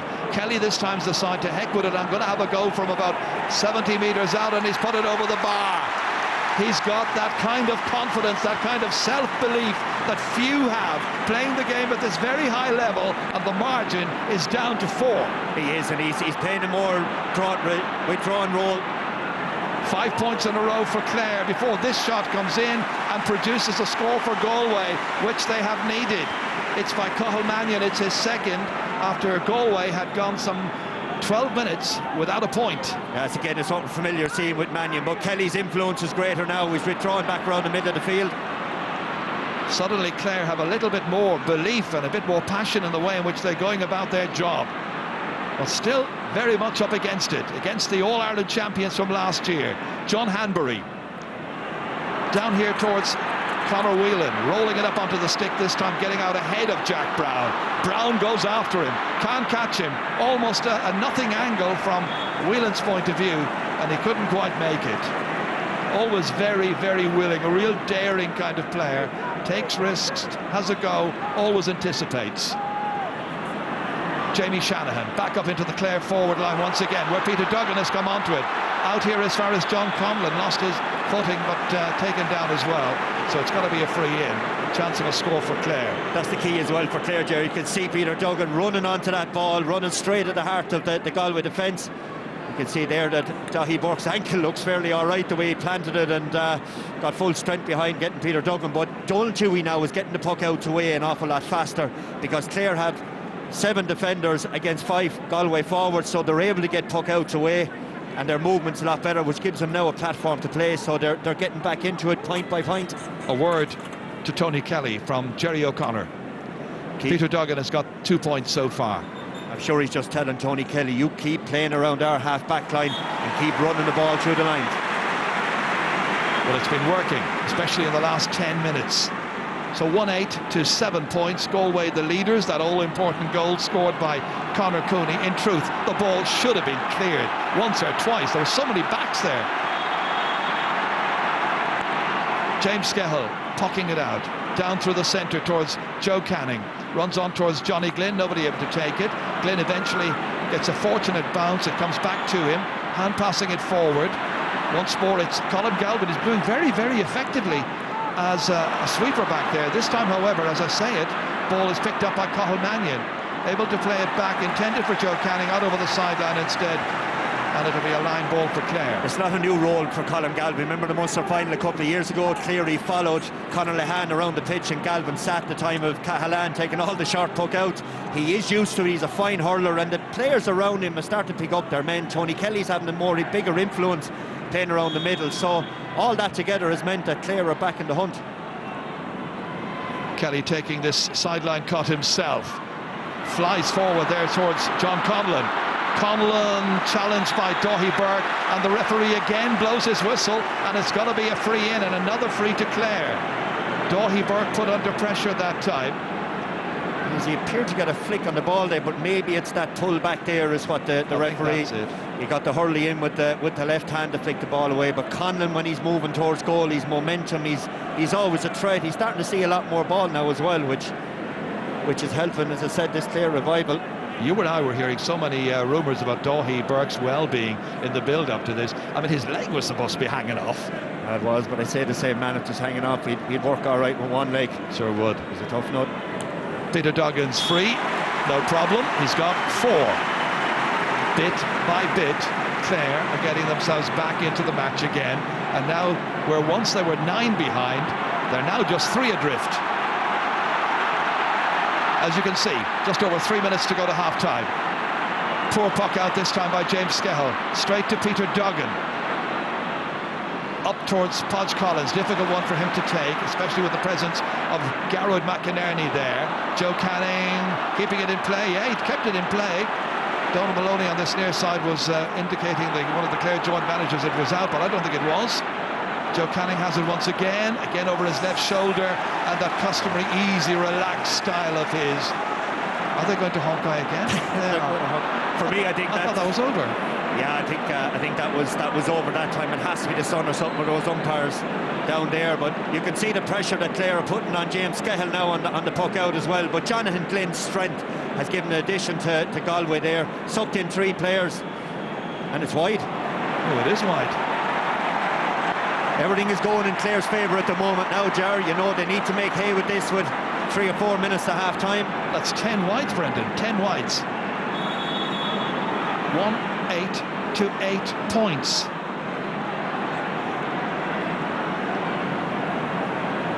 Donald Toohey, after a poor start, straight through the centre this time, towards Peter Duggan. Duggan has it. Took 2 goals to get it. Fires it in and fires it over. His first point to come from open play, his 5th of the day. And now, look at this. It's 1-8 to 9 points. Come in the blind side of Johnny Cohen there, big strong man, and again holds that Hurley short through the middle. There's a nice flick. Well, now who's going to take a big advantage into the half-time break with them? Galway hoping it'll be them. Johnny Cohen stretching that ball across the field. Too many Clare players over there waiting for it. A little bit of hesitation by Jamie Shanahan before he regained his wits and got it as far as Pat O'Connor. Straight through the centre for Clare towards Podge Collins. Been marked there by Adrian Toohey from Baha. Gives it out as far as Aidan Hart. Hart withstanding 2 challenges. A foul as well committed. A little further back, and the referee for an earlier foul, giving the free to Galway. It's a great catch there, and Podge just holding on to the Hurley as he fell. There's to James Owens. He gave him the opportunity to see, but Galway now at this stage, if you're Micheál Donoghue down there, you're starting to say to yourself, well, look, what are we going to do now? You know, Clare were all over the place. They hand us a few scores. Now they've gotten into the groove. How are we going to break out of it? It'll be David Burke from St Thomas's, the captain, who will take this inside his own 45-metre line. Shadow of the stand, of the Hogan stand, lengthening across towards Cathal Mannion. 2 minutes of additional time will be played. Mannion steadying himself and looks very assured, and there's no need for any Hawkeye this time. He's got a 3rd, and he's going to take a little bit tighter marking than has been the case up to now.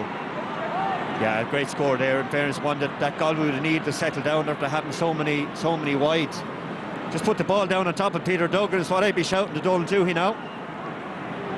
And that's what he's exactly going to do. And here's Peter Duggan who's got it. Flicked away by Garrod McInerney into the middle of the park. Once again, it's Joseph Cooney getting a possession, and Joseph hits it with everything that he's got except the accuracy he was looking for. And that makes it wide number 11. Real cause for concern now for Micheál Donoghue heading in. That's the catch there just a moment ago, which led to the score for Peter Duggan, his 5th. Next puck out, beyond Cathal Malone, into Duggan again. He's playing a great match. Inside to Podge Collins. Kelly trying to take it, put in the stick, didn't get it the first time, then goes in after it himself, surrounded by Galway players. Coming out with it in the end is Garroyd McInerney. Hand passed out by Joe Canning as far as David Burke. Burke swinging on this one, 50 metres out. The umpires go back, sun in their eyes, but they see that this one has gone well and truly to the left. I tell you, Jerry, you'd be saying that Galway could rue these wides. They're all looking at each other out there, all trying to be the ones to turn it, and all the time Clare just keep working the ball out. Jack Brown striking it long to the 13-metre line. O'Donnell trying to touch it down to Podge Collins. Galway should have this under control, and it's Daithí Burke who has it. Away with Garroyd McInerney. Out to Joseph Cooney. In as far as Johnny Cohen. Cohen down towards Johnny Glynn. Galway looking for a big finish to the half. Can't get to this one. Colm Galvin can instead. Having a marvellous game since he moved back into that position, shielding and covering that full back line, which has been needed. Tony Kelly driving it forward. It's going left. Can they keep it in? They can. John Conlon trying to win that one against Daithí Burke. Plenty of Galway players there who should be able to deal with it. Finally prodded out there towards Pádraig Mannion, and Mannion gets it onto the stick and gets going once again. Deep into stoppage time, a few more seconds left. Galway maybe with the last shot of this first half. Can they score from it? Big one hit there by Cathal Mannion into the 20-metre line to Glynn, and Glynn strikes it and puts this one over the bar. Last point of the first half, I'm certain, by Jonathan Glynn, and Galway lead this match by 4 points. Well, it was Galway who started the game as though they meant business and wanted to dispose of the Clare challenge as quickly as possible. Micheál Donohue's team got off to a very good start, and a goal by Conor Cooney after 16 minutes. But to their credit, Clare have come back very strongly. We've seen Colm Galvin go into a sweeper role. We've seen Duggan take control up front. And at the break, it's Clare 9 points. It's Galway 110. We'll have plenty to say once we come back after this break.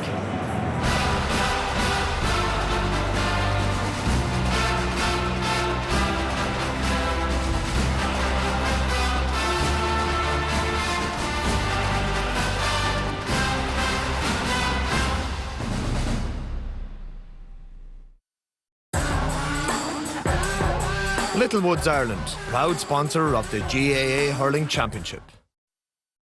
Journalist Charlie Bird revisits stories that shocked the nation. He believed that he would be in jail if it weren't for you. I stood by everybody because I knew we were all innocent people. After the headlines, Charlie Bird, Thursday at 9:35 on RTÉ1. When you're getting close to Croke Park, you can almost feel it. It's just a magical, magical place. Every morsel of muck on that pitch, there's a story. There was a win, there was a loss. Football, hurling, camogie, the greatest of athletes were on that pitch. You know, marching around behind the parade. That connection between the crowd and the players in Croke Park, it's so strong. It's warrior-like. That's what Croke Park does to you. I remember just thinking to myself, I'm alive here. This is exactly where I want to be. Any Cork man worth his salt is at this game today. The tension is mounting.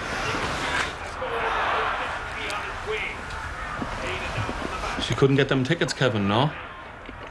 Oh, yeah, I was on the waiting list, but the financial controller got him in the end. So you're not the financial controller, no? Well, what's that? No. Ooh, can't help you there. But join Bord Gáis Energy Rewards Club and you can get exclusive access to all Ireland hurling tickets. It's worth thinking about. You're my best friend. Tickets to the hurling? Unbeatable rewards from Bord Gáis Energy. There. Here? Maybe back in your mum's conservatory. Keep going, keep going. Yeah, it's nice. Comfy. Yeah, it's good. Yeah, I like it. Nah, I don't like it. No, me either. Yeah. No. You have it? Yeah, I have it. It's a bit big for an attic. Do you know where it'd look really good? Where? Here's perfect. The new First 5 mortgage from Ulster Bank. With 5 great benefits for first-time buyers, it's helpful when you want to put your own stamp on your new place. And now includes Ireland's lowest 2-year fixed rate. Search Ulster Bank First 5. Ulster Bank. Help for what matters. Boy, I made a big mistake when I threw your love away. I just want you home, home. Hold me now with. It takes a nation to make a national sport. Hurling is what we are. We are supporters. We are the future. We are players. We are kitmen. We are stewards. We are Centra. We are hurling. Every day we embark upon a quest to take a few simple ingredients and transform them into something extraordinary. Our latest beer is brewed with Irish barley, double hopped and a refreshing hue of gold. Hop House 13. More hops, more taste, more character. Centra. We are hurling.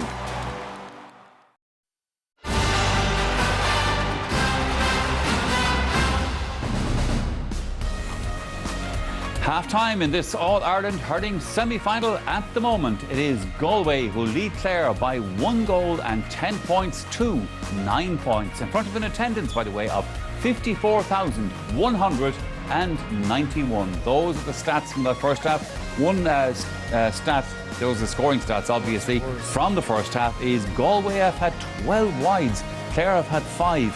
That's significant.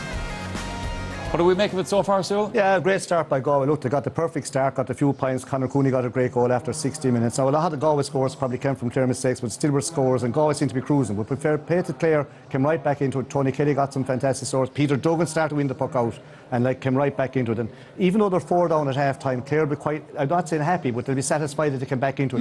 Micheál Donoghue won't be happy, because at halfway through the first half, Galway in the driver's seat, didn't drive on. Much the same like in the match against Kilkenny, kind of a bit complacent. Yeah. Complacent, but though, to be fair, Tony Kelly, Peter Duggan, these guys, and Colm Galvin has fell in behind the half back and came deep back to cover the Clare backs, and it's kind of working to a certain extent. But Galway still have the scoring power up front. But they've been quiet in spots, but they're in 4 up, but they'll have to drive on. What do Clare people think about it? Well, Michael, I would say, we listened to Jerry O'Connor beforehand, and he told us how relaxed they were in the dressing room, and by God, they were overly relaxed for 17 and a half minutes.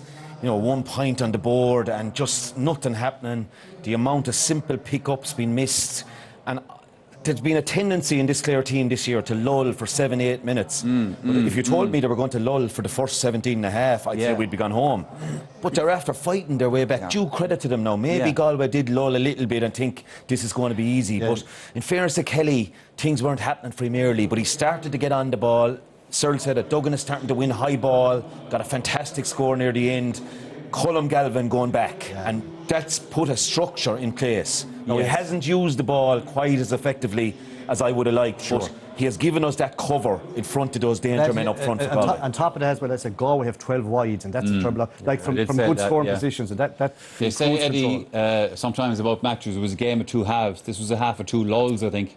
Yeah, it definitely was. You'd have to say, I think I'd go along with Dalo. I think the Clare even looked very nervous even. There was several times their touch let them down, and you say maybe that's being over-relaxed or whatever. But I just was looking at it there, and as Dalo said, from about 15 minutes, Clare roared back in and outscored Galway 9 points to 2 for the next 20 minutes. So you'd say, and take out, I make it anyway, 1-3 that they've coughed up through mistakes. So they're huge things. When this match might go down to the wire, you say. The last 2 points are crucial as well, Eddie. Had it down to 2. Yeah, I thought that would have been a great way to go in at half time. If you'd gone in at 2 points down, you'd after being 1-7 to no points to a point down, you'd say we'll take that, and it's a springboard. Sir, let's look at that start that Galway made, because they were impressive in that first 15 minutes. Yeah, and the same against Kilkenny the last time. The same. Here's this guy's probably having the game of the year so far. Lovely little pass out to Tui. High ball coming in here. Again, they have a big dominance here. Well caught here by Conor Cooney. Dropped the last time. By God, he's trying out to prove a point today over the bar. Very good player. Himself and Johnny Glynn are strong up front. This is Mannion again. The ball again, as the boys said, he shouldn't have got that ball really. But again, another little flick across here. Another little lovely pass here. This is Johnny Cohen breaking through and off his left over the bar. And at this stage, the shots from outside like were going over. Like, and Galway well on top. And you couldn't blame him for shooting. Here's a ball that Clare should have, again, it was a good puck out and missed it. And now the goalie probably blamed him. Comes back here. Here's Joe Cannon onto his left side, left to right, over the bar. So there's nothing they can do. And there's Mannion again driving forward. forward, little pop pass here, another look up here. I think this is brother Cahill. And another great score from outside. But the only thing is that on top of that, here's Johnny Dean catching this and over the bar. But again, on top of that, they've missed 12 from outside, from nice scoring positions. We're under a bit of pressure, some of them, but not more than not. So I hope it doesn't come back to that they'll rue all these misses. Colin Mannion getting too much space. The one guy up front getting everyone else very tight on their men. Jack Brown, Conor Cleary, good and tight. I think he's just getting that bit too much space. We want to have a look at the Galway goal, but we want to do this, lads, in the context of a point you want to make about the Clare puckles. Yeah, we're looking at them there, that there was a couple of them there where they set up and they had options. And again, I think the options were a tiny bit static, but what I noticed out there was that David Burke and Johnny Cohen are not budging off that line there. No matter what Clare options are available, them two boys are holding on their own 65 with the hurls up. And you'd say, look, Clare had an option out to the left. Galway turn it over and punish it. A few minutes later, again, he has another option out on the sideline. He has a little bit of space. But Galway, to be fair to him, are very tuned into this. Yeah. And they zone in on it very quick. And I thought at this stage of the match, Galway's power was really kicking in. They were absolutely savaging him. And again, look, we see our two friends up there in the middle. There's a bit of space out to the side, and it's a tight option, though, isn't it? It is. It's a tight option here, and when you play this kind of a precision game, they have to stick. They have to be straight into the hands. And in fairness, Galway are all over that. Their half-forward line of midfielders work very well, and Joe slips it over. So that was kind of the nervy, poor puck outs from Clare. Yeah, and it's not, say, here's the contrast then, like Skehill just picks out Mannion, perfect ball, he's in the bit of space, delivers long, Johnny Glynn gets up, ball breaks, Clare don't deal with it properly, and breaks to Cooney and back in the net. And I mean, that's the difference between the teams. It's not so much, I don't think, that Donald Tuohy has made huge mistakes. One of them, I think early, he hit too short that Tony Kelly had moved for and Joe Canning intercepted. But you even look at that it's one been there. Mistakes from the first touch, really. Yeah. Well, look at Pat O'Connor on that. I think sometimes you look at Galway, there's a leg or something goes in over that ball, it's killed stone dead. Probably been from, and that's maybe the trait of champions as well, of course. Yeah. And the bit of know-how. That helps a bit. But then as the half went on, to be fair to Clare, as the half went on, these mistakes went out of their game and they thundered back into it. So now it's anyone's game at this point. I think the loose man was all over the place, Yeah. and since Galvin has gone in there, he has probably steadied it. It is anyone's game, and we're going to be back with this after this break.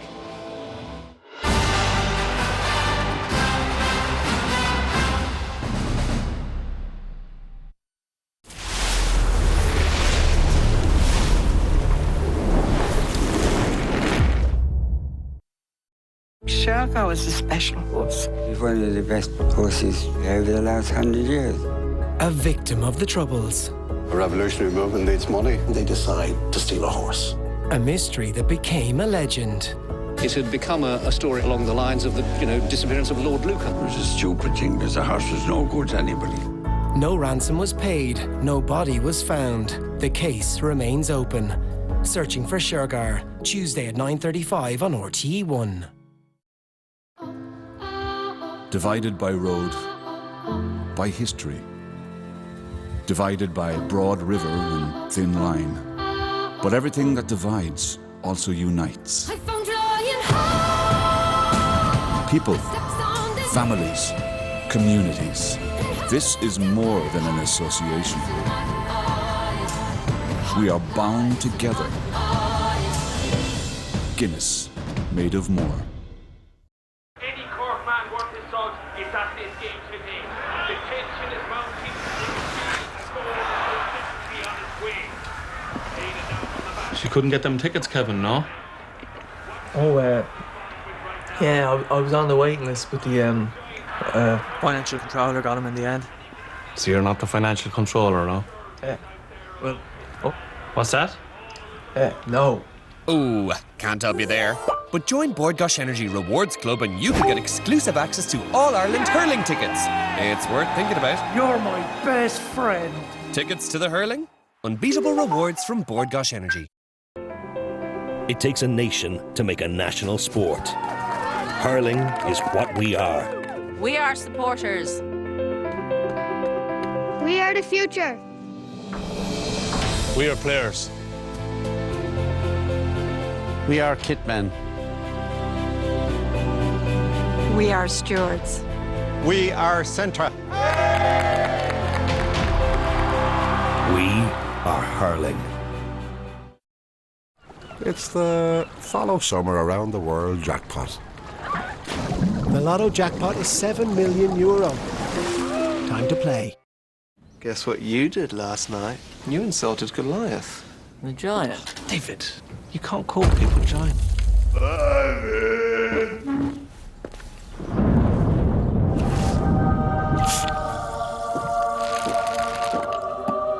Josiah, hand me my spear. Macia broke it. How about a sling? A sling? Energy beats everything. Here's the start of the half from Sure. Official statistics partner of the GAA. When you're getting close to Croke Park, you can almost feel it. It's just a magical, magical place.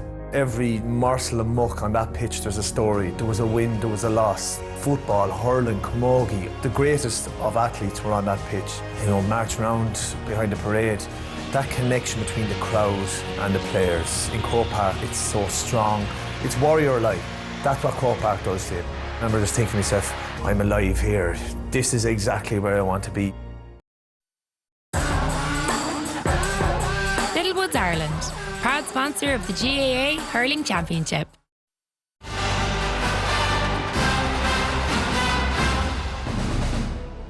Welcome back again. A reminder of the half-time scoreline in this hurling semi-final. Galway leading Clare by 1 goal and 10 points to 9 points.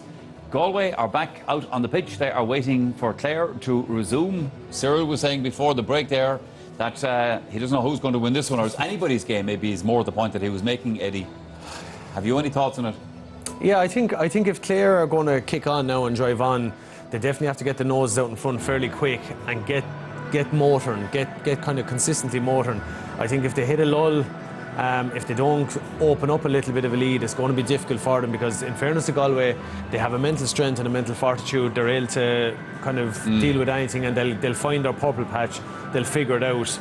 Whereas it may ask a little question of them if they were to find themselves 3, 4, 5 points down maybe. And I know that you said that's asking a lot, but at the same time in a game that's going to be tight, if Clare could, but I think Clare are going to need a goal as well to, like, if they could get their noses parity or close to it, and then get the momentum, get the Clare crowd behind them. Spoken truly like Eddie Brennan, we need a goal. What Galway have to do though, Michael, really is they're 4 up. They have to kick on and go 5 to 6 up and cut down the missed chances. They got 12, you know, the 12 wides, they were good chances. If they got even 6 of them, say half of them, like, you know, they'd be nearly out of sight. So that's what they have to do, really. That's what they have to do, and unfortunately, the whole thing about it is you don't put missed chances up on the scoreboard. No. But Anthony, you were saying at half-time to me that if Clare get another lull, they're done. They're done, Michael. We're after getting away with murder. I mean, going into injury time in the first half, we were only 2 points down. It was 1-7 to a point, like. I mean, this game, I was saying this is going to be the longest. It looked as if, day, like. I don't like this thing now, Michael, either, leaving the other team out there. Well, Michal Donoghue's taking the opportunity for yet another team club. I know, and I just don't like it, though, because I think it kind of, you know, the officials don't like it, number one. You know, they're ready to go, and I don't think it serves a great purpose. Joe is getting onto you. If the Galway midfielders are cute, Michael, which they should be, they'll be chatting with the referee and saying, listen, where are the boys? That's, you know what I mean, get them on. But it's a small little thing, and it could be like the one thing what you don't want to do is have the ref come looking for you. Well, on that note, Eddie, I gather the referee has gone in 3 times now to get them out. That's not why do you need this time? I think they should disqualify them. Yeah, but well, you would. But Michael, if Clare come out and win the match, they'll say they did the right thing, they left Galway away. There he is now coming out. I think that what they do in Australian rules is when the 15 minutes are up, coming back out again. He's said, now I told you, lads. But Michael, what they do is when the 15 minutes are up, this siren goes off in your dressing room, and lights start flashing, and everything. My God, you want to get out of there, you know. But actually, that's like a hotel. The siren going off for a fire and no one moves. And if someone turn off that goddamn thing, for God's sake. But if they can't hear what they're saying, sir, you might as well let them out. What's the point in it? I don't get the point. It's something that I think you always try. Look, as a player, I think you try to keep the ref on side anyway. I'm not saying in any way James Owen's going to go out and that's going to influence it. But it might just mean that well, these lads come out here and come on, I'm ready to go, and it's just you're just kind of maybe just pinching them a little bit. Game of inches. And, Why give away an inch? It's just it's something that you'd have to say. And if you're a Galway, I think Cyril is right. I know if I was there, you'd be over to the ref and you'd be getting in his ear too and say, come on, you know, this is ridiculous. How long are they going to need to I know it seems like forever kind of since Galway came out and Clare still have come out. It's actually 4 minutes at the moment. Now, I know there's still a fair gap, but however. They had a bit of momentum coming into half-time, Michael. We saw some fantastic scores before half-time. Tony Kelly, 2 bombers.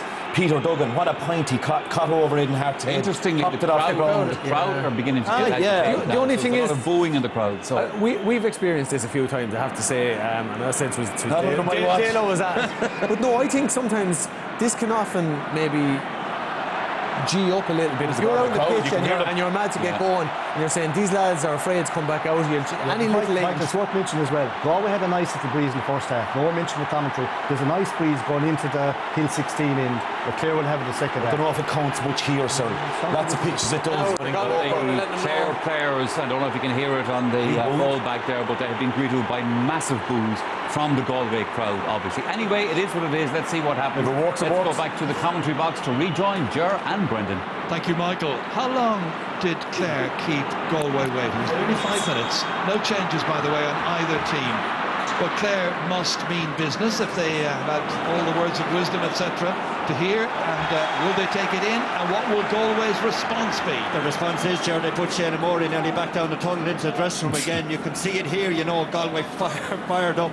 The lads touched on it, you know, you can wait inside, but you know, it's a little bit unsportsmanlike, I would say. You just get out there and play when you're supposed to be out there.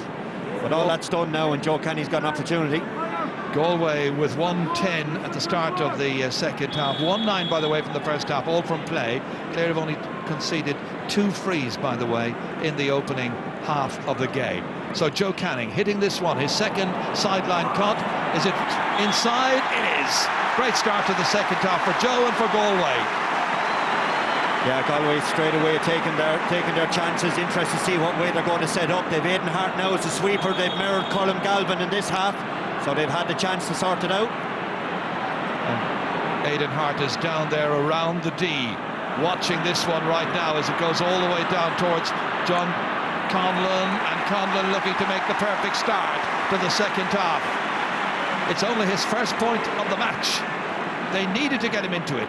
It is good movement, Conlon, too. You know, he moves 10-15 yards left and right, knowing that Dahi Burke in the edge of the square is very hard to beat, so they put the ball into the side of him. Well, they haven't been able to run the ball at Dahi Burke so far to test the ankle injury that he sustained. Gearóid McInerney dropping in there towards Jonathan Glynn, touching it down to himself. Conor Whelan there waiting as well. You can see David McInerney saying the player is not making any attempt to play it, lying on the ball virtually. And in came referee James Owens to give the decision. He's going to throw the ball in on the 20-metre line. Galway trying to hold possession here with Conor Cooney. They tried to exert a little bit more pressure through Cathal Mannion. They got 3 points in the first half. Johnny Cohen now coming in, sharp enough angle, and that one has gone outside at the end of it all. Oops. Yeah, there's AstroTurf down by the goals done too. He just took a bit of a spin, anxious to get the ball out, and this is why. Down towards Tony Kelly, who took it down beautifully. Don't know how he managed to do that, and again, the challengers came in on him, wins the free. Yeah, it's an interesting one for Galway. Clare will know that the Galway midfielders always sit back, and what happens then is you let Tony Kelly get the ball and he runs at your defenders like that, and then you've no other choice but to pull him down. And I think the management in Clare will have noticed, and that's why too he fell over himself behind the goals. Kelly's having more and more of an influence playing in that corridor 10 yards up the pitch from the Galway midfielders. Be interested to see will Micheál Donohoe tell his players to push out on him, because you need to go man-to-man on that man if he gets into a flow. Peter Duggan to try and reduce the lead to 3 points. He's cut it nicely, and that is his 6th point of the match. 5 of the 6 have been from frees. 111 to 10 points.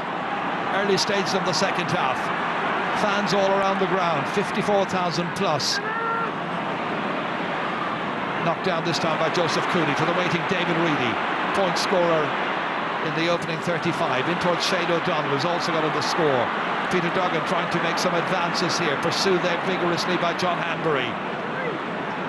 Again, a stalemate situation here, broken up eventually by John Conlon, getting an opportunity to swing this win over his left shoulder and somehow get it over the bar as well. He had very little of an angle that time. He was almost looking away from goal, but somehow managed to get the stick on it and get his second point of the second half and bring the lead back down to 2.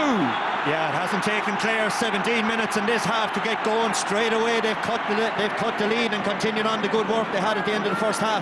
They were 2 points adrift of Galway as well, closing in at the end of the first half, but Galway got those last couple of scores. This time it's Jamie Shanahan sending it back down towards Shane O'Donnell, down at the goal where he got the goals against Cork 5 years ago in the All-Ireland final, and he's getting going here, and he's got his second point of the match. And what a good run of scores this is by the Banner. The margin is down to the minimum. It is a fantastic score, and Justin went over that bar. You can see Hanbury turning there in the middle of your shot, the 45, shouting across at Adrian Toohey, what are we going to do here? So Galway are slightly rattled. Galway are going with the short puck out and carrying it out here through John Hanbury, driving it in towards the 20-metre line, in beyond that in fact. Jonathan Glynn was being fouled, and it's got to be a free in and a chance for Galway to restore the 2-point advantage immediately.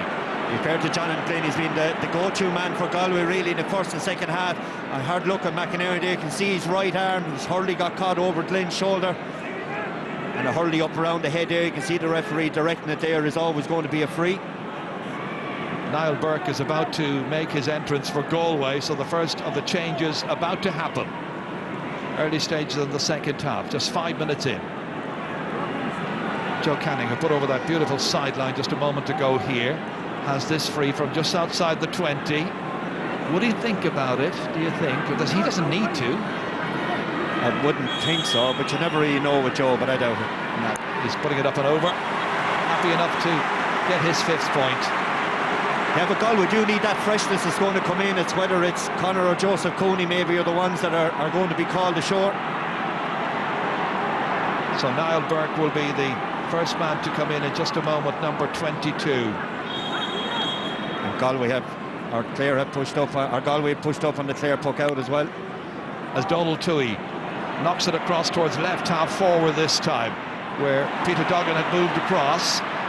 In here as well as Shane O'Donnell trying to take control of it, but away in the end by Adrian Toohey. Straight to the loose man back there for Clare, who is Colin Galvin, sticking to his role as sweeper. Out to Jamie Shanahan, swinging it across, intended in there for Conlon, one instead by the man who is now sweeping back there for Galway. That's Aidan Hart. Back in came Conlon again to put in a challenge. Peter Duggan tried to help him out.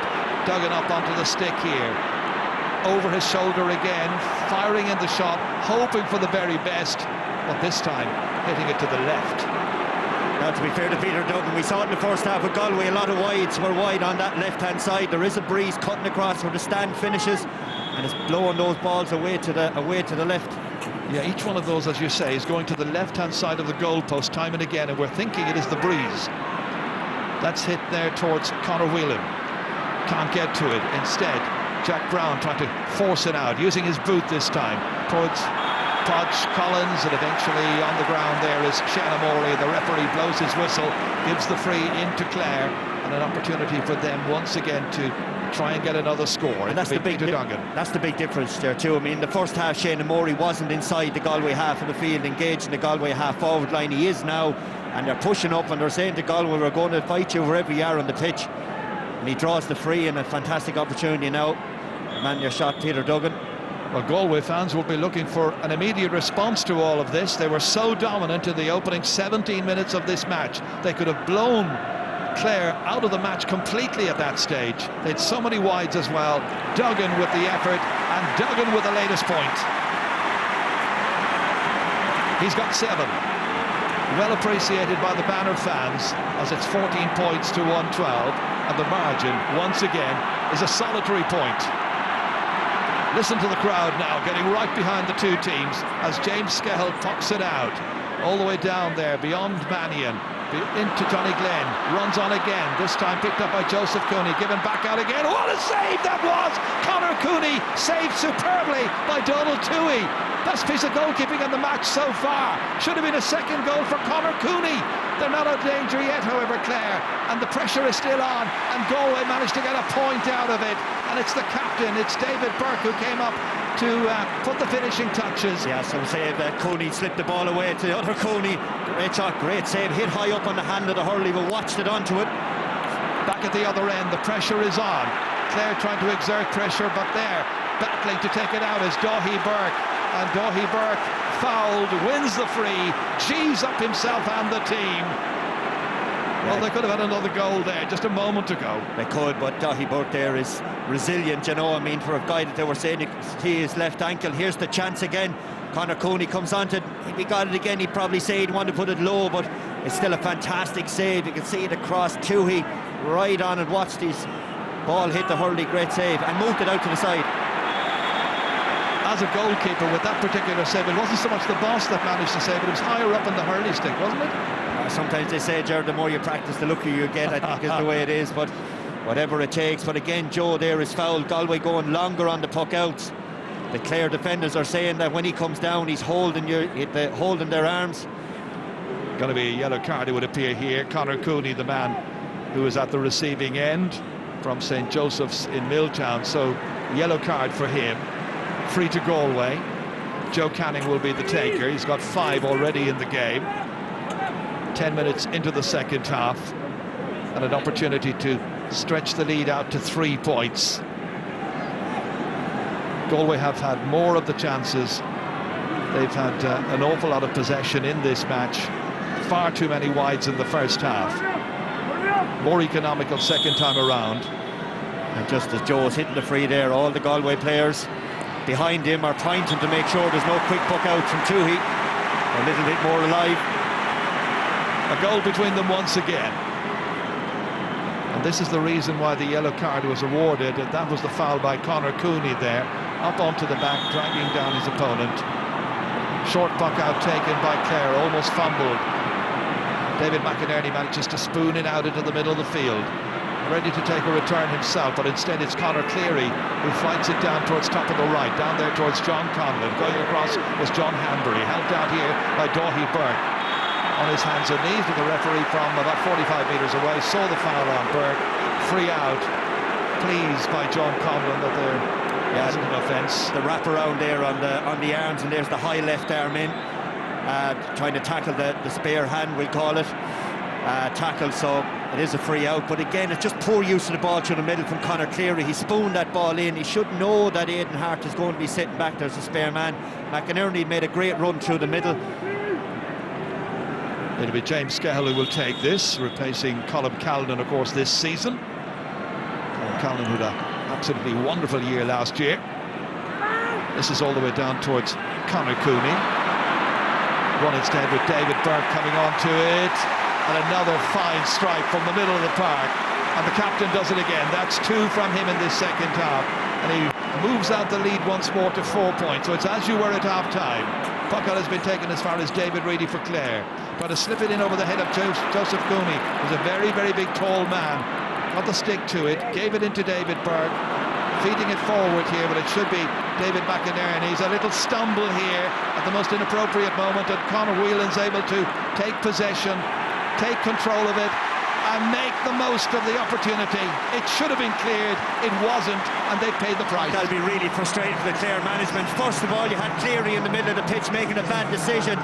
Galway get a point, and there you had David Reedy trying to throw the ball over a guy who's 6'5", you know, intercepted, mistake, and then another point. So Clare now have really led to being 5 points down because of 2 errors.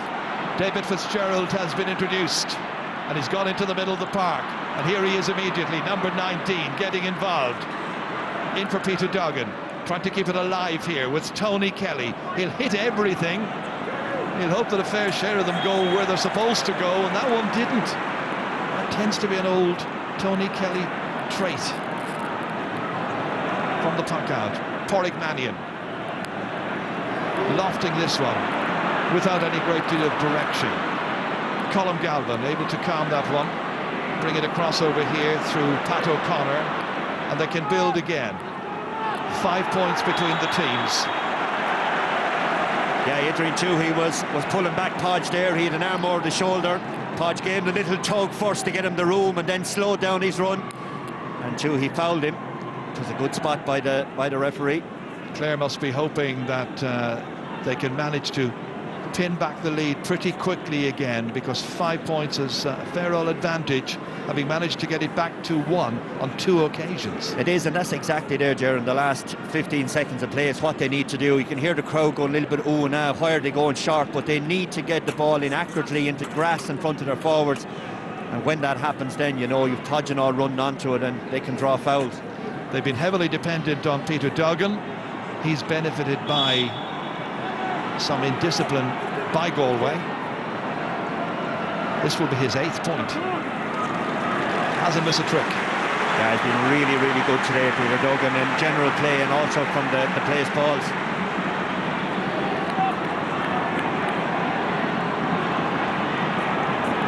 Micheál Donoghue hoping to try and repeat the wonderful feat of last year.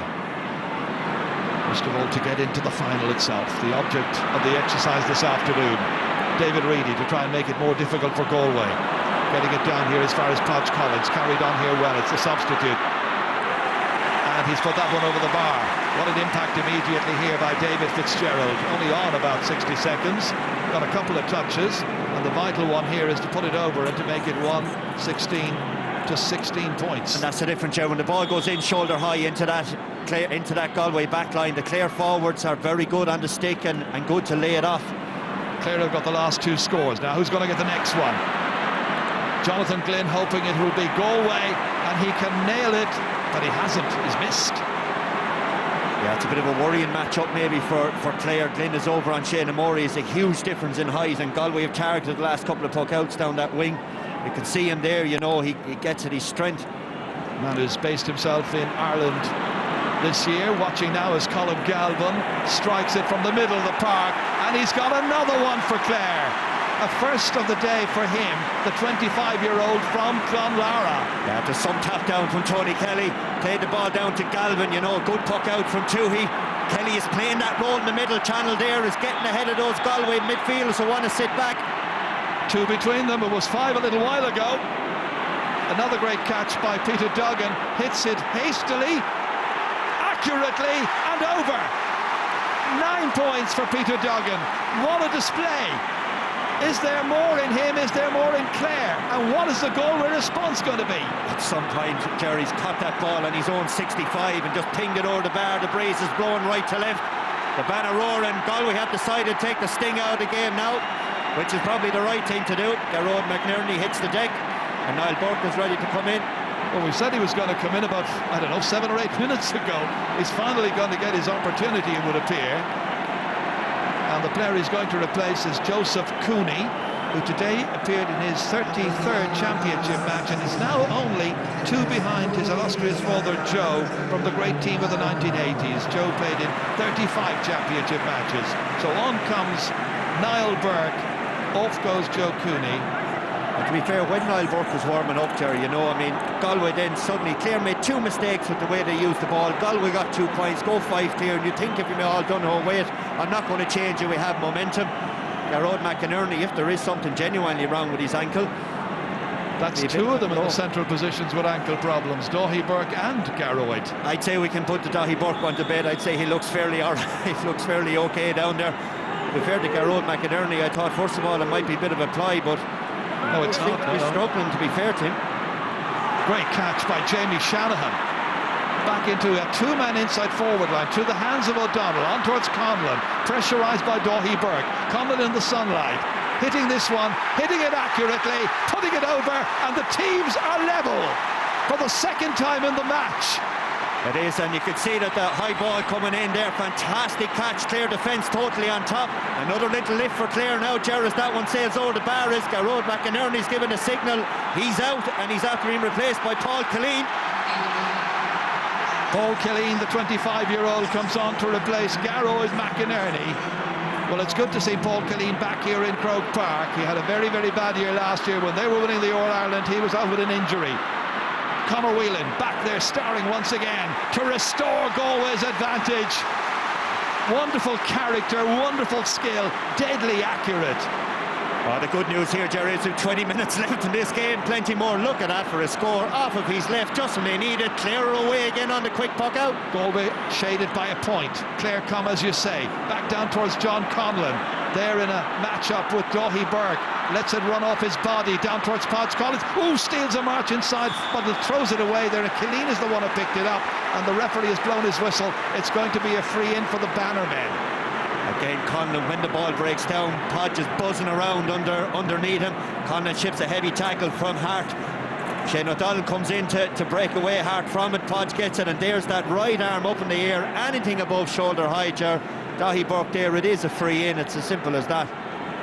We're 54 minutes into the match. Plenty of time, as Brendan Cummins was saying, left. But remember, the subs could yet come in. People like Ian Galvin for Clare, perhaps. What about Jason Flynn for Galway? They could still have a big impact in this match. It's going to be Peter Duggan, 9 points so far. He's on to 10. 2 of the 10 have come from open play, the rest from frees. And it is a draw once again between these teams for the third time. 117 to 20 points. Who's going to get the ticket into next month's All-Ireland hurling final? There could be extra time, by the way.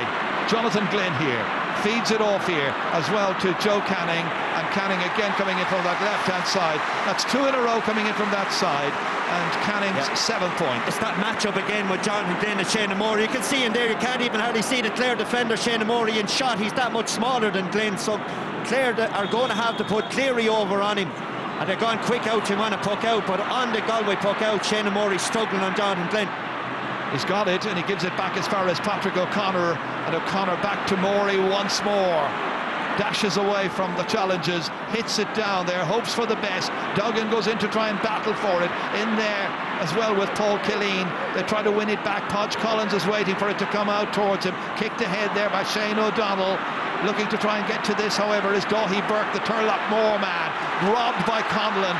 Coming in to help out David Fitzgerald to try and get this one for Clare, leaving it behind, however, and eventually it's in the hands of Pádraig Mannion, who was fouled, and it's a free out for Galway, and it's helter-skelter stuff down there right now. It's unbelievable defending there. Just before that, Duggan had thrown up the ball to look to see Conor Cleary thrown up the ball to see could he get a swing on it, and Mannion came in out of nowhere and pickpocketed him and bust straight out and won a great free. James Skehill taking this one. Galway a point in front, all the way down towards Jonathan Glynn. Inside towards Cathal Mannion as well. Mannion trying to release it inside here. Johnny Cohen had advanced onto the 13-metre line. Clare there standing in numbers trying to force them out. Patrick O'Connor trying to get a stick to it. Across comes Shane O'Morey. He's got pace. He gets away from his man this time, and his man managed to stick the stick in there, and it's Conor Cooney who flicked it away from the defender. It'll be a line ball for Clare, but a great piece of defending. Yeah, it was great defending. We saw Mannion a few minutes ago taking the ball off David Fitzgerald, and again there it was Conor Cleary. Conor Cooney dispossessing. Skill level is high here, Jared, to be fair. Oh, he looked very weary that time when he hit that one, Shane O'Morey, from 6 Mile Bridge. A real deficiency of energy because he was standing over it, and he just couldn't really get anything behind it. It's got to be a line ball again for Joe Canning. The angle is a tight one, but he's still capable of putting it over, and we're going to see very shortly Conor McGrath coming on for Clare. He will be their second change. Well, he's done it once already today. Will Joe Canning be able to put over a second sideline cut? First point of the second half. Will this be the last of the second of this half? Not quite here. It is wide number 15. That's a lot, an awful lot. So 25, Conor McGrath comes on, and the player making his way off for them is Podge Collins. Back on a ground where he got one of the goals in that All-Ireland final in 2013, that memorable afternoon for Davy Fitzgerald and for Clare that day. Right now, Galway edging it by a point. Clare looking to come back. Tony Kelly stealing inside two defenders, hand passing it inside, intended there for O'Donnell, couldn't get to it. Instead it's Daithí Burke trying to force the ball out, helped out here by Niall Burke. They managed to work it forward once again towards Jonathan Glynn. In there went McInerney, but taking it instead is Conor Whelan. Whelan stopped in his tracks and the referee has spotted the foul, and it's going to be a free into Galway and a chance for them to go two to the good. Yeah, again it's that out ball down on top of Jonathan Glynn. Conor Whelan, the very minute he gets it, all he wants to do is drive at you. Clare defence will feel they're a little bit hard done by there for a tug back is what the free was for. Francis Ford there alongside Micheál Donoghue, one of the selectors. You can see the number 25, Jason Flynn, being prepared in the background. No great surprise if he comes on. Lost his place in the team towards the concluding stages of last year's championship and has largely been, I won't say a peripheral figure, but he's been a substitute who's come on in matches. It's made a big difference as well, but he hasn't been a starter regularly. He couldn't do without this man, Joe Canning. Takes his time, makes sure, and gets his 8th point of this All-Ireland semi-final, and now puts Galway ahead by 119 to 20 points. Changes maybe being planned.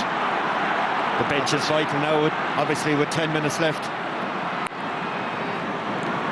It's a long time until next January again, when the season will start for these inter-county hurlers, as David Fitzgerald knocks it in towards John Conlon, looking to try and get a stick to it, couldn't do so. And another one has been missed by Clare. Still they trail, 2 adrift. Galway working it out. Could be a dangerous one, a little risky, but taken here with some trouble by David Burke, then lost to David Reedy, stands his ground, not hooped, and the referee has blown his whistle, and it's got to be a free to Clare from the middle of the park. Yeah, David Burke is asking, is it me? But again, it's back down to that high tackle coming in on Reedy. See the left arm up, anything above the shoulder, and in fairness to James Owens all day, he's been consistent. He's given the Galway captain a yellow card. Niall Deasy has just come on, and the player he replaced has been David Reedy, involved in that last piece of action. When he was fouled, it results in this free for Peter Duggan to take. Duggan, the scorer of 10. From right in the middle of the park, as you can see, he's been very accurate so far, and he retains that wonderful level of excellence with his 11th. It's a 1-point game once more, and we've got 9 minutes remaining. It truly is anybody's match. Galway have looked the more likely. They've had a goal already and a very, very good goal chance denied by Donald Toohey. They go for more right now, and Clare tried to deny them and get it out through Jamie Shanahan. Carried on out here by substitute David Fitzgerald. He's making a big difference. David Burke is trying to catch up with him. It's still Fitzgerald, hand passing it outside. They look for the next score, and they manage to get it. Brilliantly done. That's superbly done by Niall Deasy. Yeah, and a worrying thing there for Galway will be that when David Burke was trying to follow David Fitzgerald, he wasn't catching him. Correction, it's not Deasy. In fact, I should have credited Ian Galvin for that one. It was Ian Galvin who got that last score. He's done really well, 22 points apiece. Off go Clare once more. This time it is Tony Kelly. Kelly hitting it, trying to get it inside the right-hand upright, and he's put it wide. Missed opportunity for Clare to go in front for what would be the first time in the match. I think it's so evenly balanced. When you say there about Ian Galvin, he's a Tipperary fella. I should never forget Ian Galvin, after his fantastic goal in Thurles earlier in the year, has gotten Clare into this position, and it's a serious position now if they can hold their heads here. Well, he came on in place of David Reedy, and he's done really well with that point. Conor Cleary now, back into the middle, and David McInerney decides to make a burst from full back. Coming across to take this, however, is Aidan Hart. Started the second half as the extra player back there. Cathal Mannion now driving it up into the air and driving it over the bar as well. First of the second half, but a fourth in all. What a performance. A man who got 6 points against Kilkenny in the replay of the Leinster final. And here he has put Galway back into the lead once more. Back come Clare. Back comes Peter Duggan. 3 men are after him, hit it on the ground to try and make some headway. Still going forward. Aidan Hart tries to stop him. There is no stopping him. That is an amazing point. How did he do that? Oh, if Clare get over the line on this one, this passage of play is going to be called the turning point. You can see him, the whole of Galway defence are all over him. Doesn't catch the ball to his hand. Unbelievable composure. You talk about the size of the big men that Galway have. They've heard about it all week. Peter Duggan says, I don't mind how big you are. I'm going to take you on down the middle and have the skill set to pull over the bar. It's truly an astonishing score. Back come Galway again now, looking to try and get the next one. That time it was Niall Burke leaving, watching Joe Canning, and Joe Canning puts it over. 9 for him in this wonderful game. It started with Galway being the absolutely dominant force for the opening quarter, but credit Clare for coming back, credit Galway for being their match. Now will they be their better? They're a point in front. Clare looking to try and get the next score. John Conlon over there, helped out here by Conor McGrath. McGrath blocked, great block. Superb piece of work that time. Still they tried to get that ball out here. It's David Burke clearing it away out of that full back line. Coming to try and meet it is Colin Galvin, challenged strongly by a couple of Galway players. Slipping it across badly. Oh, it's gone completely away from where they intended. Niall Burke instead, and Niall Burke punishes the passing error by putting it over the bar. Yeah, Clare will, if they do have 6 months before they play again, they'll have a long time to look at the mistakes they've made. Giving the ball away silly there again and punished. Pat O'Connor trying to make sure they're still in it with 5 minutes to go. Down towards John Conlon, denied initially. He battles away still, trying to get that ball in somehow. The defence stood firm that time. John Hanbury had a hand in trying to get it away. And finally they work it out here towards Pádraig Mannion. Mannion hand passing it into the clear here as far as Aidan Hart. And Hart drives it down to the 45-metre line. Collected there by Colin Galvin of Clare. Clare 2 points behind, looking to try and get the next score and stay in this. Conor McGrath, he's trying to sum up his options, surrounded by 3 or 4 Galway players, and eventually hit forward once more by Joe Canning. Dropped there by Conor Whelan. Trying to collect it was Jack Brown. In the thick of the action, trying to win it there was Niall Burke. Eventually it comes out towards David Burke, and David Burke fires it over! 3 points for David Burke, the captain, playing in his 45th championship match. Superbly done. Yeah, we're in the championship minutes really, in the last 5 or 6 minutes of a game. Galway have hit the turbo here now, and Clare are struggling to try to keep up with the level of intensity and play they brought to the game. They're looking for a goal at this stage, Clare. Niall Burke picking himself off the ground. He was involved in the build-up, gave the ball across to David Burke. But there's still hope, Gerard, to be fair, for Clare. When the ball comes in around Conlon, he is causing a fair bit of break inside there, and one little opportunity James Scahill did well earlier to come off his line and clear it. Donald Toohey pucking it out once again. Down there towards Peter Duggan, who got his stick to it, kept it moving inside. Across came Pádraig Mannion, tried to keep the ball in play, but the linesman on this near side, who was James McGrath from Westmeath, signalling it's going to be a Clare line ball. It's very, very tense. Micheál Donoghue calling out the instructions. You can look at the clock there, 4 minutes to go, and another change about to be made.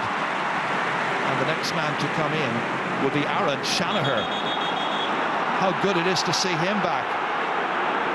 Out with a cruciate.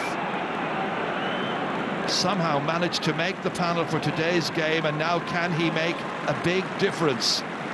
Well, all the rehab he would have done as an amateur player over the last 6, 7, 8 months or so to get back, it's no better time than to come back in Croke Park with 4 minutes left, the game in the balance, and have an opportunity to do something to win it for your county. Replacing the hero from 2013, Shane O'Donnell. Tony Kelly. Oh, he's somehow done a Joe Canning in it, and he's put it over the bar with a wonderful sideline cut. They're still there in business. He's got 3. They've got another. The margin is 2 points. It's Galway 123. It's Clare 24 points. James Scahill to puck this one out. Galway looking to try and hold possession now here. Johnny Glynn going for it. Breaks down instead towards Johnny Cohen. Trying to advance here. Held. And he takes too many steps, the referee has decided. And it's going to be a free to Clare. They're running out of time, however. 2 minutes to go plus stoppage time, and they're 2 points behind. They've gone back to Peter Duggan to try and hit this one. Is it outside his range? To get inside on top of John Conlon, the main thing is that it doesn't go wide. He's got Shanahan in there as well now to hit it too. It's going to drop inside. Galway have got to win it. Clare are coming out to try and get there first. It's Conlon. It's Conlon. There he is. The point.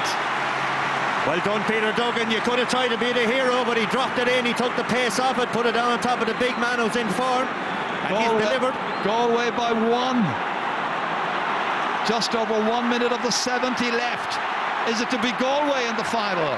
Will Clare come back? The champions in a spot of bother. Possession vital here. Won by Conor Cleary. Back it comes towards Pat O'Connor. O'Connor drives it back. There are 3 minutes of additional time to be played. So we've got 4 minutes to go as Aidan Hart has got it for Galway. Now they need to use this productively. Hart sums up his options, hits it in and hits it wide. Missed chance. For the record, it's wide, number 16. It is the pressure, the quick puck out again. Clare have a one-on-one on the edge of the Galway square. Jamie Shanahan, all the way down towards Aaron Shanahan. He's got it. Aaron Shanahan, the man who's come back, trying to make his way in towards the square. Fell down. The referee, quite correctly, did not give a free. There was no foul there, I think. And the ball is played way down the field once again. Galway trying to mount the next attack. That ball went off the Galway player over there, and it's going to be a line ball for Clare.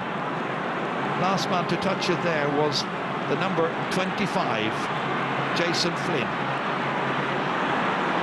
So the Aaron Shanahan, I suppose, had a little bit more game experience if he could have stood up and recycled the ball, but he did the right thing in having a go. Tony Kelly in stoppage time. Held on to here by John Conlon, trying to make the most of this, up against 2 defenders. One of them is a forward, Cathal Mannion, who's back helping out. Spills loose into the centre. Joe Cannon tried to get to it. Tony Kelly tried to get to it, but it's Kelly who won that. Down into open space here. A race for possession. It's Ian Galvin who's putting in the pressure, but the pressure isn't quite sufficient because the ball has beaten him to it. And we've played nearly 45 seconds of the first of 3 minutes of stoppage time. And as you can see, it's 123 to 25 points. That is 26-25. We all know in the game of hurling, though, Gerard, there's still plenty of time in this, with 2 minutes left on the clock for Clare or Galway to extend their lead. Galway, who at one stage in the match early on led by 9 points. They come to try and get the next score. Clare tried to deny them. Colm Galvin looking for a support player to take it from him, who was his captain, Pat O'Connor. Now Donald Toohey. They work it out as far as David McInerney. Somebody's got to try and get a shot on target, and they've got to try and score, and Galway's got to try and deny them, and they've done exactly that. Porrick Mannion hitting it outside to the left-hand side towards David Burke, running loose there. Good challenge coming in. The challenge there was by Colm Galvin to deny them an opportunity, and Galvin has got it again, all the way down towards Tony Kelly. Kelly's team behind by a point. The clock showing us with about 90 seconds still to go, and there's got to be a free in, and this a chance to level the match, and who knows, maybe take it to extra time. It is, and Tony Kelly, see the arm coming across. I'm not so sure now, to be fair. If I was Donhoe there on the line, I'm saying stand big, put your arms out. Tony Kelly gave a look at the big screen and said, I'll put myself down the ground here, hope that he'll blow full time on the puck out. But what a resilient team that man has put together and brought to Croke Park. 3 points behind against the All-Ireland champions, you'd say, coming down the home straight. Now free taker, don't want to jinx him, in good form, stands over to equalise. He's got 12 points so far in the match. This one to nail it, and he's got it. It's his 13th point of the match, and he has levelled the game at 26 points apiece, or 123 for Galway, 26 for Clare. But there's another 30 seconds to play. Now, is there a winner here for one of these teams in normal time? It might be to Galway. It could well be. Oh, great chance by Johnny Cohen to put it over the bar. Instead, it's taken by Donald Toohey to begin the counter-offensive. Cleary in 2 minds, almost giving it to Colm Galvin, unsure as to which one of them should be getting it. Instead, it's David McInerney. Huge one down. Batted back out this time by Adrian Toohey. Coming to collect it is Conor McGrath. McGrath trying to win it here. Playing on, giving the hand pass inside. Oh, what an intervention that was! Oh! The referee has blown his final whistle. Dear, oh dear, oh dear. I think it was Cathal Mannion who denied Ian Galvin a shot on the target to possibly have won it in 70 minutes. What a finale here. Full credit to two wonderful teams for giving us such entertainment. And it's not over yet. We'll have the extra time shortly. It's Clare, 26 points. It is Galway, 123. We'll be back.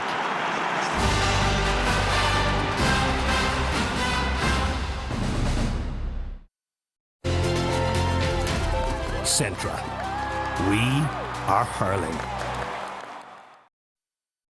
In a groundbreaking series, the game tells the story of hurling. Some guys make it look so easy, but it's really, really difficult. We probably had hurleys in our hands quicker than we had bikes. It consumed me. From its origins to now, and its relationship with Irish society and tradition. Club jersey is the most important jersey. That's your family's jersey. That's your community's jersey. It's left us a lasting legacy to be proud of. Hurling as never seen before. A new series, The Game, Monday at 9:35 on RTE1. Divided by road, by history, divided by broad river and thin line. But everything. Oh, Mr. Bolt, I assume so we'll be going for the Super Collection. Yes, we are. How does that feel, sir? Hate it. Can't see. Fast. I look like a Ninja Turtle, not slow. Try this, sir. Is it cool if I wait home? Switch to Super today and get Ireland's fastest in-home Wi-Fi for just €39 a month for 6 months.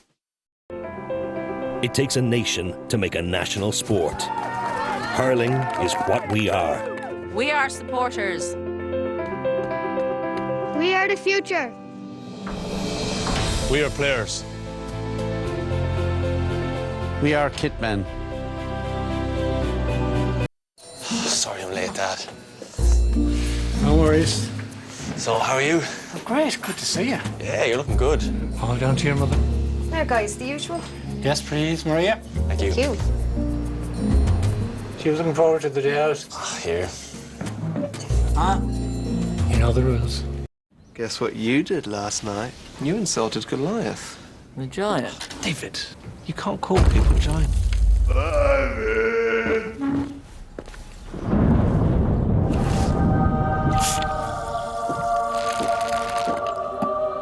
Josiah, hand me my spear. Messiah broke it. How about a sling? A sling? Energy beats everything. Some of them are alas, ball, some are ball wild, some of them are alas, ball, some are ball. You get dirty. Some are alas, some are ball wild, some are.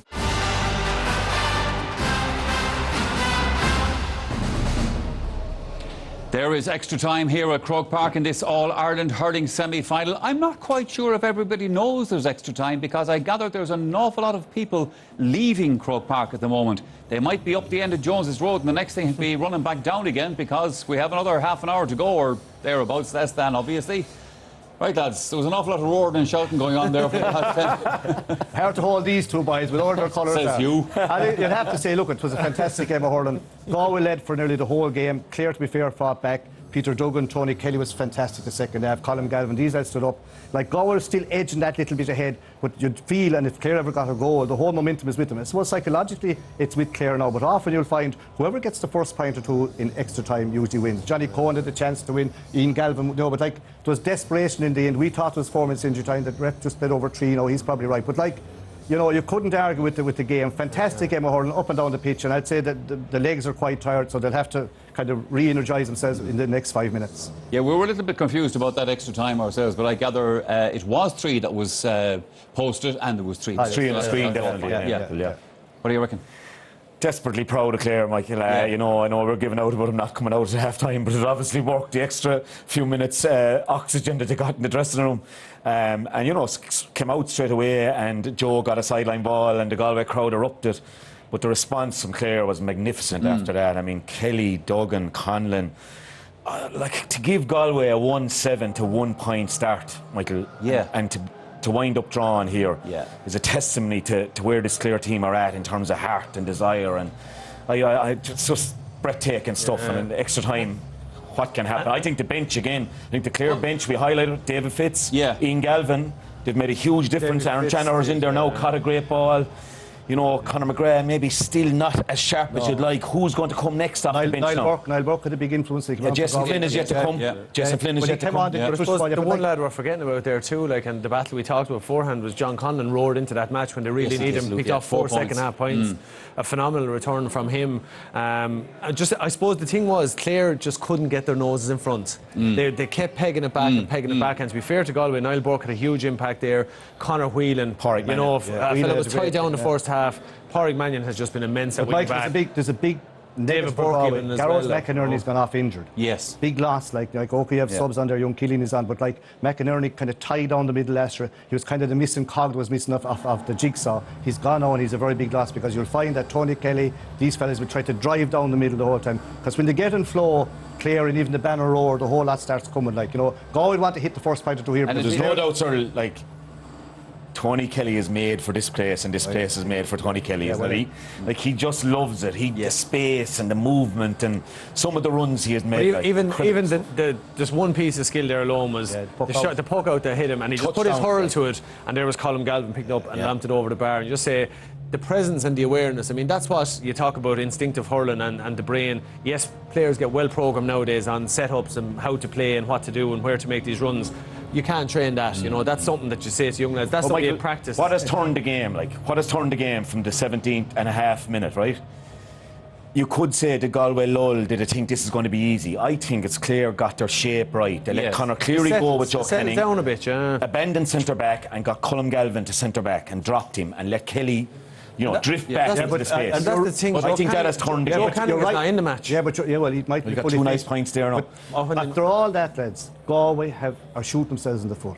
They've had 16 wides. Even half them, like, they have the chances playing well up. Now they're on the back foot, because definitely psychologically in Clare are kind of, you know, they're happy, they're looking forward to it. But equally, Cyril, I think Clare a few times there, we've seen Jamie Shanahan go up the field, and when lads make the runs one way, and he puts it straight to the goal. And I know it's not easy when you're going up there because lads are moving. Like David McInerney did it. Colm Galvin, as much as we're praising him, he went to give a shot. And they're little things, you know. Let's have a look, lads, at how Anthony Clare levelled this match. As Cyril said, never led it, but this was important. Yeah, and I was afraid Brendan Cummins is going to put the mockers on Peter Duggan. But he has been absolutely superb from the frees, and that took a bit of bottle, even though, you know, he's been 100%, I think, from the frees. This chance for going out. Probably Johnny Cohen could have travelled a bit more, like, and probably getting tired with a weak shot, and like that's once that doesn't go over. So we're down that side of the pitch, and as soon as Johnny hit that, you felt that's going over. We thought ourselves it was, but like I suppose that's what happens when you play in a position like Johnny Cohen is. He's up and down. You know, he's everywhere, and then you'd argue he is well able to take a point, but you just say maybe the energy levels are shot, and that's where I suppose your training comes down to it. If you have a real high intensity training session at the very end of it, like, I mean, that's where you say, okay, if Joe gets that, he knows how to take that extra half second to compose himself and nail that. It was like a punch-drunk boxer hitting that there, really, wasn't he? He was just, you know... But there was one point in the second half of Peter Duggan. There was at least 5 or 6 goalkeepers. You think he couldn't hit. Next throws up, gets one little flick to it. For me, this was the best point. Yeah, like, watch this now. This guy is big and strong. Three Galway but even 4 or 5 throws in them. You think, how can he hit it now? But this is his favourite little trick. Look, loves. I thought it was one-handed. He's quite capable, Michael, even in college matches, of giving one-handed flick over the bar. Like, he's a big, gentle giant. He's really like made the Clare team this year his own, because it's the first time. You know, the first time he's actually had a good game here at Croke Park. He's averaging 10-11 points every match. Really brought Clooney to the county final for the first time since the 40s. Brought him to the county final, nearly won his own. And he's really bringing that level up now to county level. Isn't it ironic, lads, that we spent a fair bit of time before this match talking about Daithí Burke and the injury that he had. Would he play? Would he not play? And so on. And of course he played. And then it's the other big man in defence that actually goes back, as Cyril said earlier on there. Yeah, I think, and it's probably, like we spoke about beforehand, having little tests as you go along. And we'd have always said up to now, Galway have the 3 or 4 to come in up front, and what if something happened at the back? Have they tested their defence? And I thought maybe Sean Loftus or someone like that might be the obvious one for a half-back line. But Killeen has come in there. Aidan Hart has probably held the middle there, and I think he's sitting mopping up. But to be fair to Dahi Burke, look, he has grounded out and he hasn't been really found wanting. However, you still look at in that game of inches, Connon has pilfered 4 off him in the second half. Something, by the way, I should mention to you, lads, we could be here an awful long time tonight because we know about the controversy at half-time and they're not coming out. The second half is now due to be on. Neither side have come out. But I imagine, like always, when Paul Killian there come on, back from a cruciate injury, he will know Peter Duggan well, played together for 3 years in LIT. He'd probably go on him and try to negatify him, you know. I'd say what's happening is they're both peeping out the door to see Are they out? Yeah. That's what you're saying. But Michael, I wonder the Munster Championship was a little bit more intense than Leinster.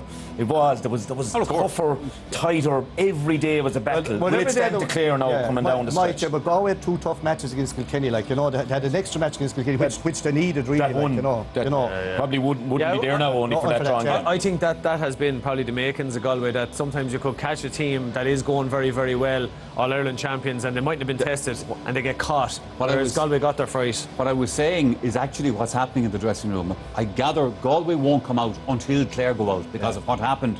Well, you see, whoever's out last, Michael, they get the last roar. In other words, like psychologically, the roar is for you. Even if they're booing against you, it's still for you. But the big thing is whoever comes out is to get the first point or 2 on the scoreboard. Because usually whoever gets the first point or 2 wins the extra time. You used to say it yourself, sir, in dressing rooms that we share the win the throw in. Yeah, it's fight.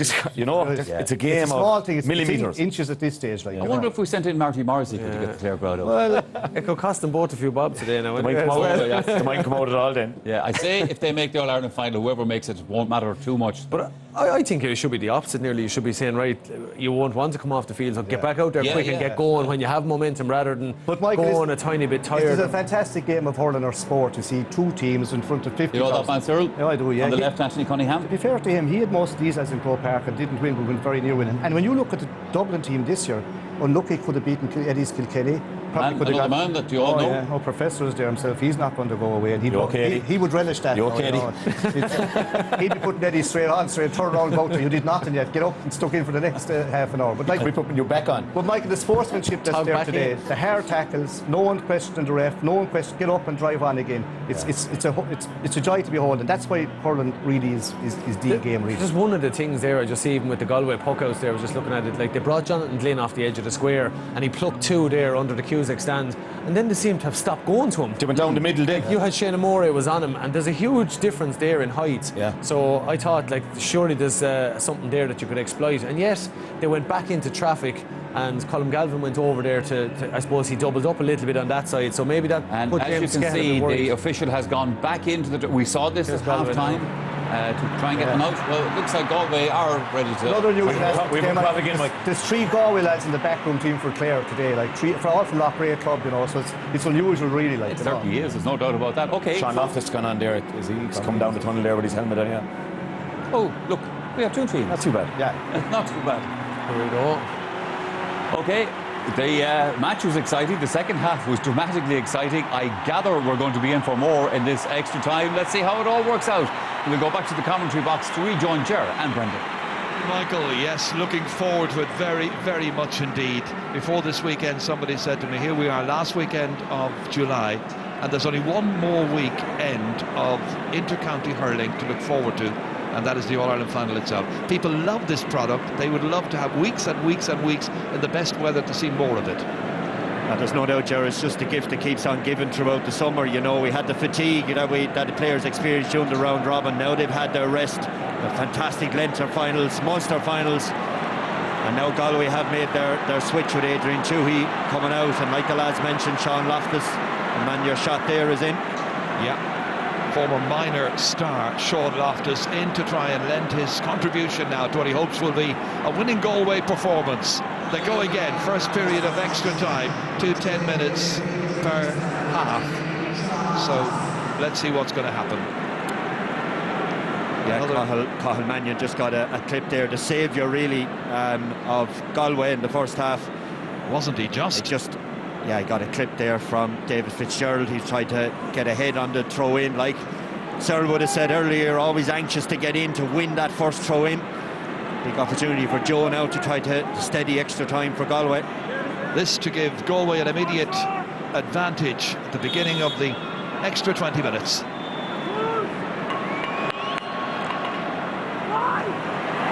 Perfectly straight. Good start. Galway by 1 again.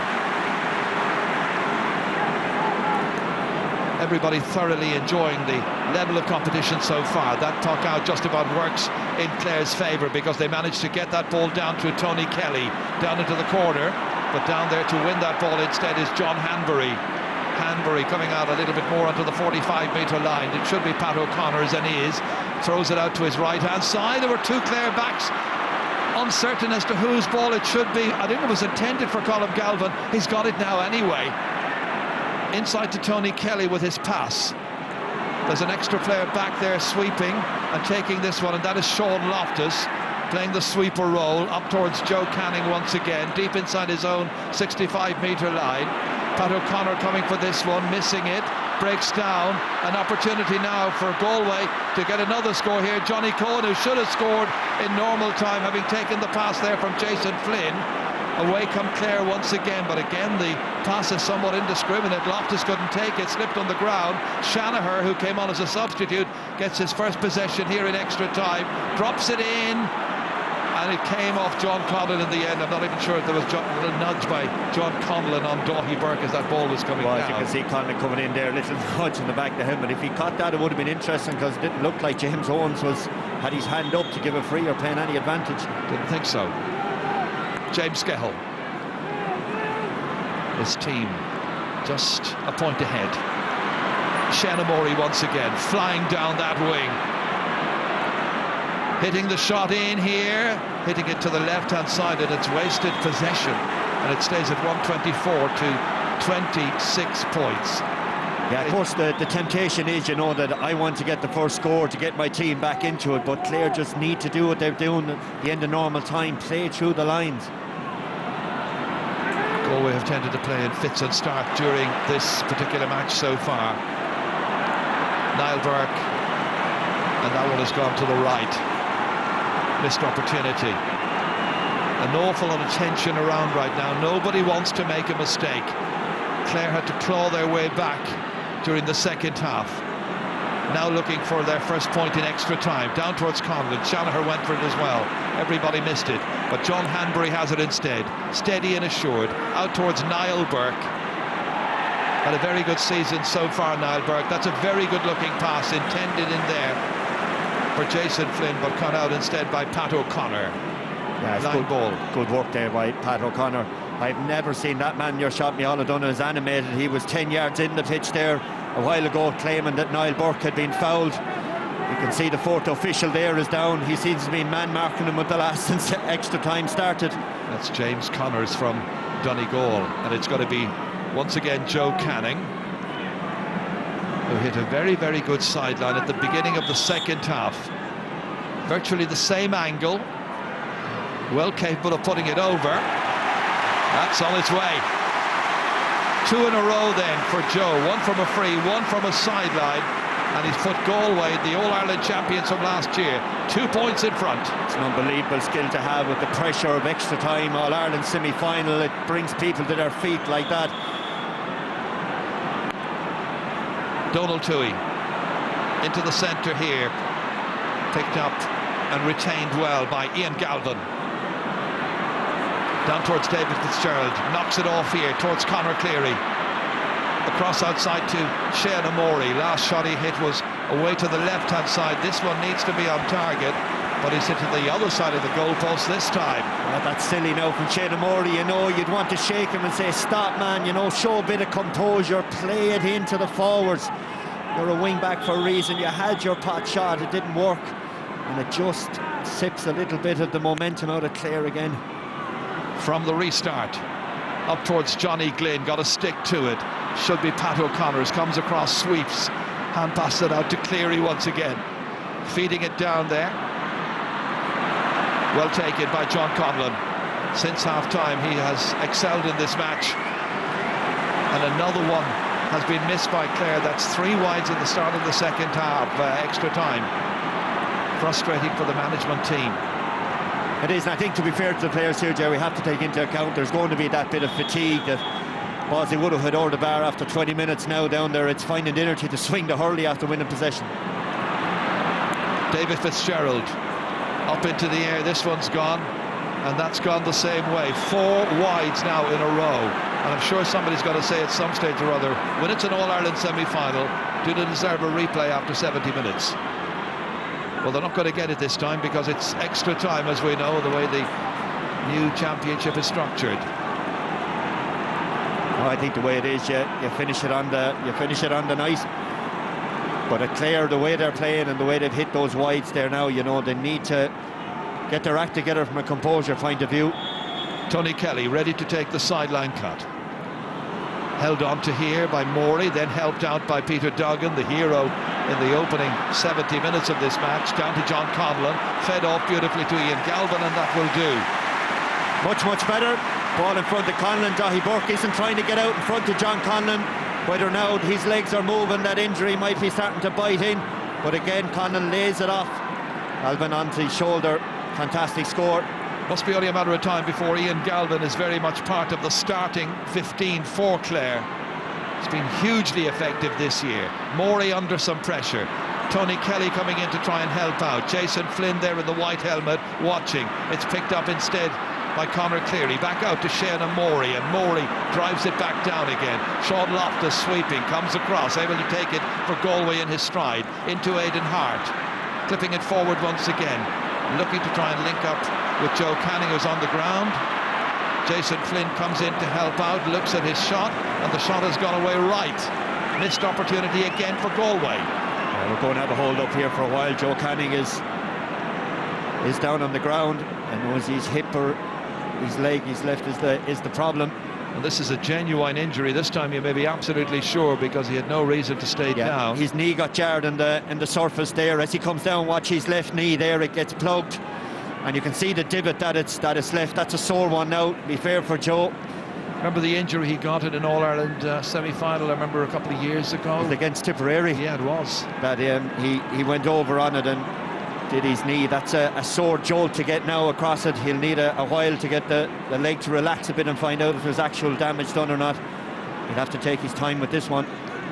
We've got to give the players a great deal of credit for the way in which they've approached this evening's semi-final. I know people say it doesn't matter a difference whether it's a Saturday or a Sunday. Traditionally it has been Sunday, I suppose, but they've adjusted to it very quickly.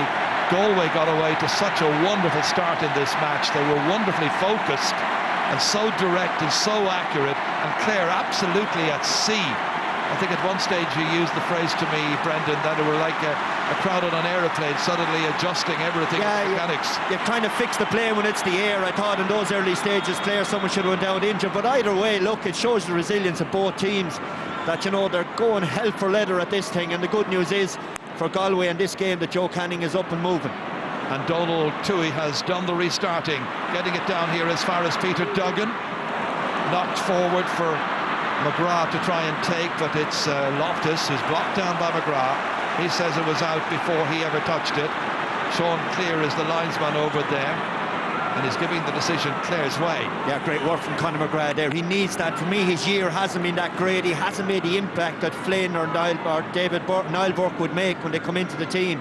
And hopefully that block down from there will get his confidence flowing. One of the great players from the 2013 final, of course, was Conor McGrath. Had his injury problems. Duggan now. Awkward angle, an impossible angle. Far too difficult. Should he have kept it in play? Possibly, yeah, but I suppose you'd say to a guy at this stage in the game, back your skills.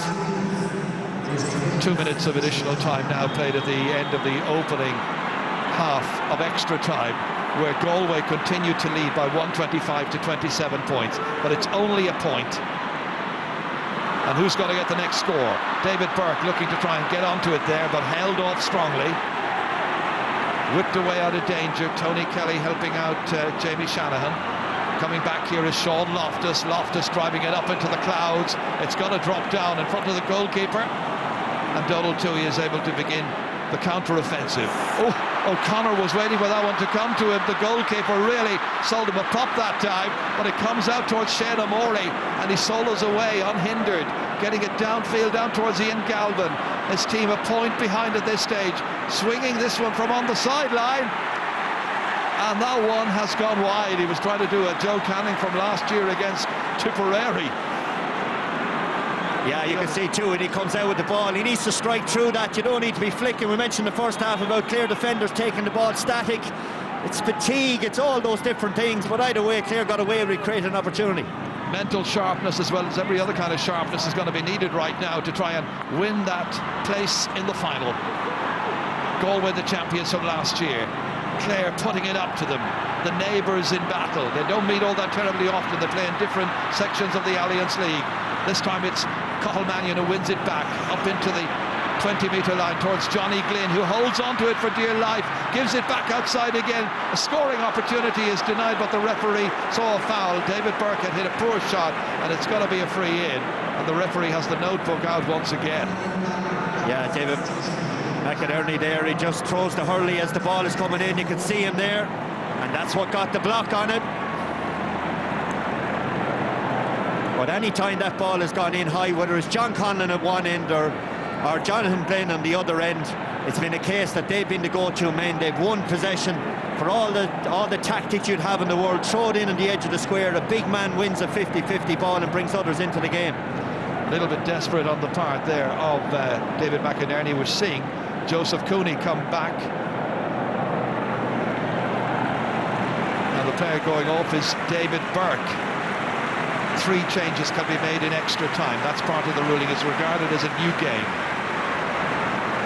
Joe Canning is going to hit the resultant free. This will put 2 between them again. And we'll have played our 2 minutes of additional time at the end of the opening period of extra time. Bit of a mouthful. Joe gets the score. It's his 12th of the day. He's done really well on his frees, and we may well see Shane O'Donnell come back on again. He's on, in fact. Player he's replacing is going to be Conor McGrath.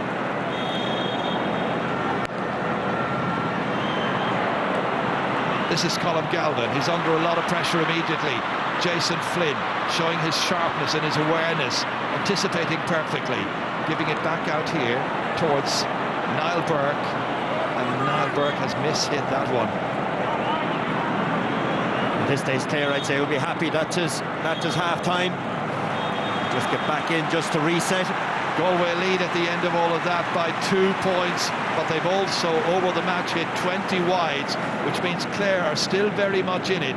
There'll be 10 minutes to go.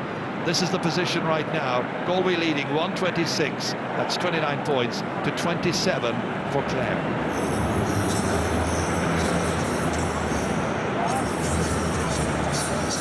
Well, we're not any wiser, obviously, at this stage, lads, of how this one is going to work out. On this occasion, by the way, the teams are not going back. They blocked the tunnel down there, Michael. So yeah, it's a quick turnaround. Well, the rule is the rule is a 5-minute turnaround. Yeah. They can hardly be able to win. There'll be no cups of tea this time. Galway can back out and win that Clare again, but you can see the fatigue is setting in. You can't blame it. Even you look at the depth of the squads. Some of the lads have been taken off or going back on again. Both sets of squads. So it's going to come down to fitness really, and maybe one lucky break. A little bit of composure, might be a little bit slippier for this final 10 minutes because it started raining again. Straight from the throw-in, a loose pull from David Fitzgerald, who's been very good now, stick him on. A free for Joe. Then Patrick O'Connor cuts out a fantastic ball. Great piece of skill to get there and get the touch, but you're given a line ball. Joe nails it, and Clare hit 7 wides in the first 10 minutes of extra time. It's just that little things turn hurling games, and that's the 2-point swing at the moment, It is, but I mean, at the same time, who would say now who's going to win it? It's very hard to call it still, Michael, because Clare probably haven't really got going since the extra period of time, the first one. So you'd be, from a Clare perspective, you'd be saying they definitely need to get going now soon, and even just small little things. And again, it's fatigue, but you just see even there for me, Conor McGrath is on, and Ian Galvin, those are the guys that now need to put on the afterburners.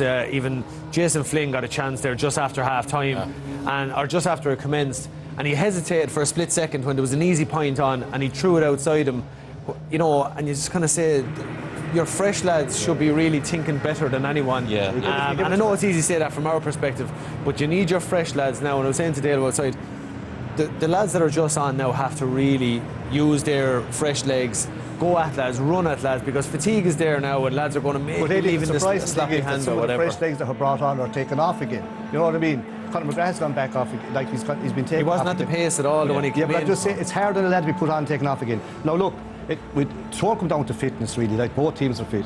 whoever gets a little edge. Again, Galway the 2 up, if they could go to 3 to 4 up. Like, you know, but if Clare ever hit the front, there's no doubt about it. They're enjoying themselves up there, lads, but as you can see, they're getting as well. It's pouring rain, and that's a mistake decided. Well, I think it comes down, it's that, but it's probably decision making now more than anything else. This is where orders for new umbrellas as well, by the way, on Monday. But this is where it comes into, I think, your training sessions, right, where guys are in little match scenarios and they're forced to really think hard, and fatigue is kicking in. I remember we used to do it regularly, that when you're really, really tired, you push on for another 2 or 3 minutes of a match, and that's when the critical thinking really kicks in. That's when the guy who is really mentally strong makes the right decision, say, rather than go for the point that's half on, he'll take that extra step, suddenly there's someone there, throw it out to him, get that That's point. where Clare have gone wrong in the first 10 minutes, right?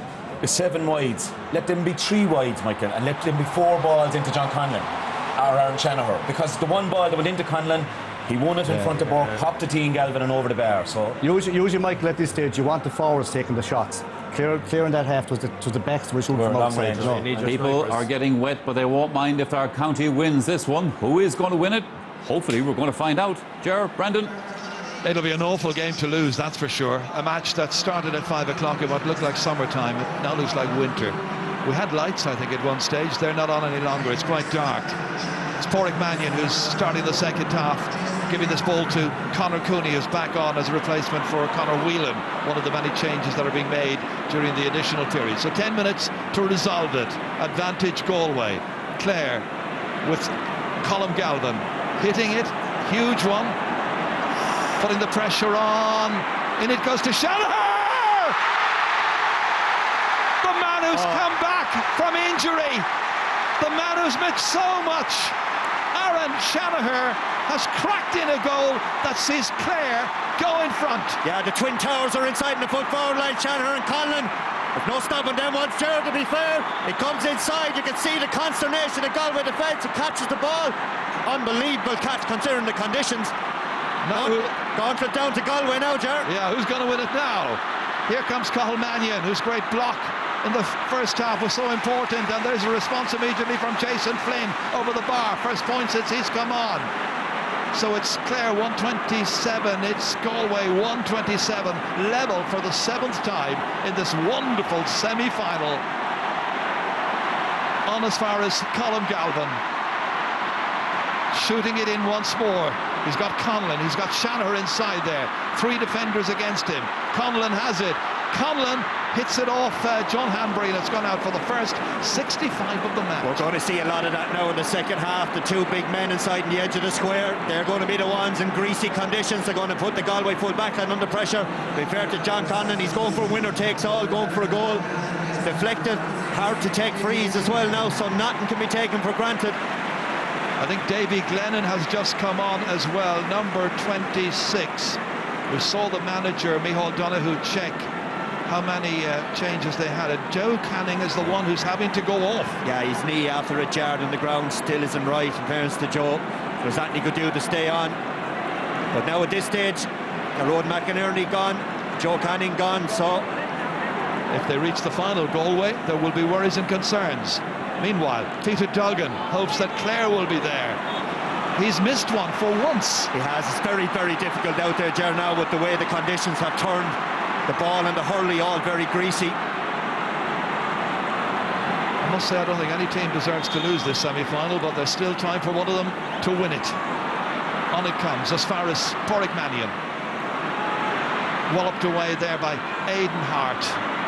Down towards Conor Cooney once again for Galway, taking on Jack Brown. Darting inside, darting back out again, hitting it into the ground and missing the chance to get the vital score that Galway needed. Yeah, both sets of forward lines are going for the killer blow. And again, the high ball dropping into the square. Shanahan keeps his eye on it and just flashed it. James Cahill was on-sighted, but it's a big, big threat Clare having there now. Huge power in there, as you say. Lots of powerful players down there. Hits Shane O'Donnell once again, went off, came back on. David Fitzgerald back in here again, inside towards John Conlon, blocked, taken down here by Pádraig Mannion. Mannion on the ground, trying to get it for Galway. Everybody trying to win this next ball. It's Conlon instead. The referee blows his whistle, saw a little tug back, and it's going to be a free in for Clare. They're level at the moment, remember, 127 to 127. Clare looking to get the next vital advantage with nearly 4 minutes gone in the first period of extra time. Yeah, and Conlon there again puts the head down, gets a flick that knocks the hurley out of his hand and earns the free.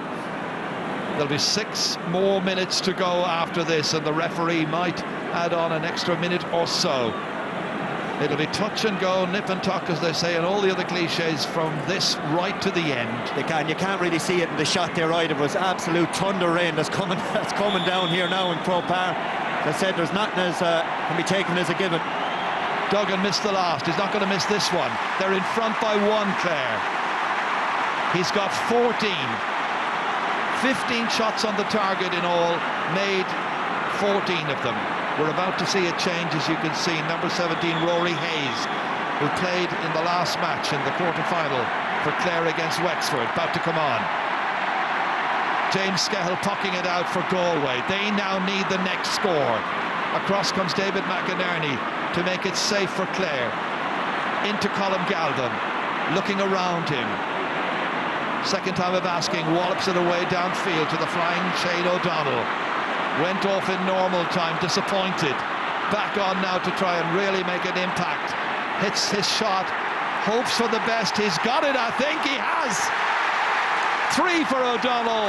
The man who got 3-3 in the All-Ireland final 5 years ago has put the banner 2 points in front.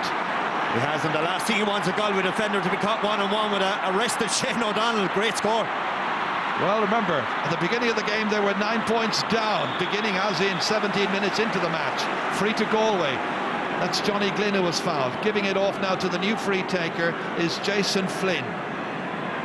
It won't faze him. No, I don't know. You'd expect not anyway, and the rain has eased off here slightly. The sun is breaking through, but again, it's that man Jonathan Glynn who steps up to get his hand on the ball. You can see David Fitzgerald there wishing Jason Flynn the best of luck with this free. Well, he did a lot of the free taking whenever Joe Canning was not able to play, so a very accomplished free taker. Scored a point from play a little while ago, straight in front of the post, high up into the Hill 16 area, but between the uprights and over the bar, doing what he had to. So it's back to a 1-point game, and it's anybody's match still, and there are 4 minutes left. Puck out for Clare to be taken by Donald Toohey from Crusheen. Up into the air. Johnny Cohen goes attacking it, but so too was Tony Kelly. It spills away from the 2 of them. Back once again come Clare, and Neil Galvin trying to kick it forward here, trying to get some possession. 2 men after him. Still he goes, little hand pass inside, eventually reaching Peter Duggan, trying to get away from a couple of would-be challengers. They block it down. Galway win it back, show tenacity, get that ball back out there through Daithí Burke. Eventually downfield it comes to Johnny Glynn. Glynn going forward. This could be the moment. Johnny Glynn laying it off to Jason Flynn. He had a goal, but he's got a point, and the teams are level. Great skill by Jonathan. When he breaks through there, he gets a good pass across, and the goalie's out very, very quickly. But again, it's that man Jonathan Glynn setting it up. 129 to 129. Fatigue, weariness, everywhere in evidence.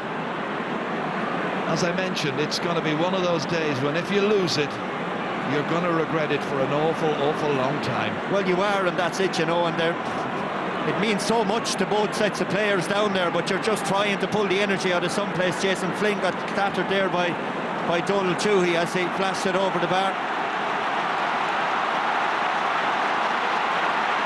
Goalkeeper really in quite a degree of distress there. He is, and it looks like a dead leg of sorts when you come out like that, you know, and you follow through. It could be Jason's knee would catch you and wind you. We've seen goal opportunities at both ends, but I think that great run by Jonathan Glynn there at the end, that deserved a goal. I really thought that Jason Flynn had the opening. He did, but just he got it in his hand. In fairness to Donald too, he was coming out of his eye line, and Flynn decided, I'm not going to hit it up against the goalie, and just went, look, we'll get an equaliser here and worry about the next ball then. Dr. Pádraig Quinn there on the left-hand side, attending to the injured Clare. Micheál Donoghue has done a brilliant job with Galway over the last number of years. They'd been the nearly team for so long. Remember, this is the 4th year in a row that they're in the All-Ireland semi-final. You in Tipperary know all about that. You've played them so often. For Clare, it was an experience that they hadn't had for 5 years. It's going to stand to them, but which of them will be there in mid-August when we're here to see the All-Ireland hurling final? That's the big question. Yeah, well, it's talking about 18 now. Whatever about your development for 2019, it doesn't matter a jot at this stage in the game. Clare will be happy that their goalkeeper Donald Toohey looks like he's going to be okay. But whichever team there gets caught here at the end, whether it's a point or whether we go for a replay, neither side can say in the finish that they haven't given everything they have in the tank. They've shown all the characteristics why we love this game so much: resilience, energy, heart, the skill. Everything has been inside in this match, and the crowd are getting behind now both their sets of teams. Absolutely correct. Here, here. Donald Toohey then for Clare. We're in the last couple of minutes. It'll be 3 minutes of additional time onto the extra time. So here we go. Who's going to get that place in the All-Ireland final? Galway looking to try and set off and get the next score. Down towards Davy Glennon. Remember the free he won back in 2012 in the All-Ireland? Then it was against Kilkenny. Took it to a replay. He's done exactly that here. History repeating itself.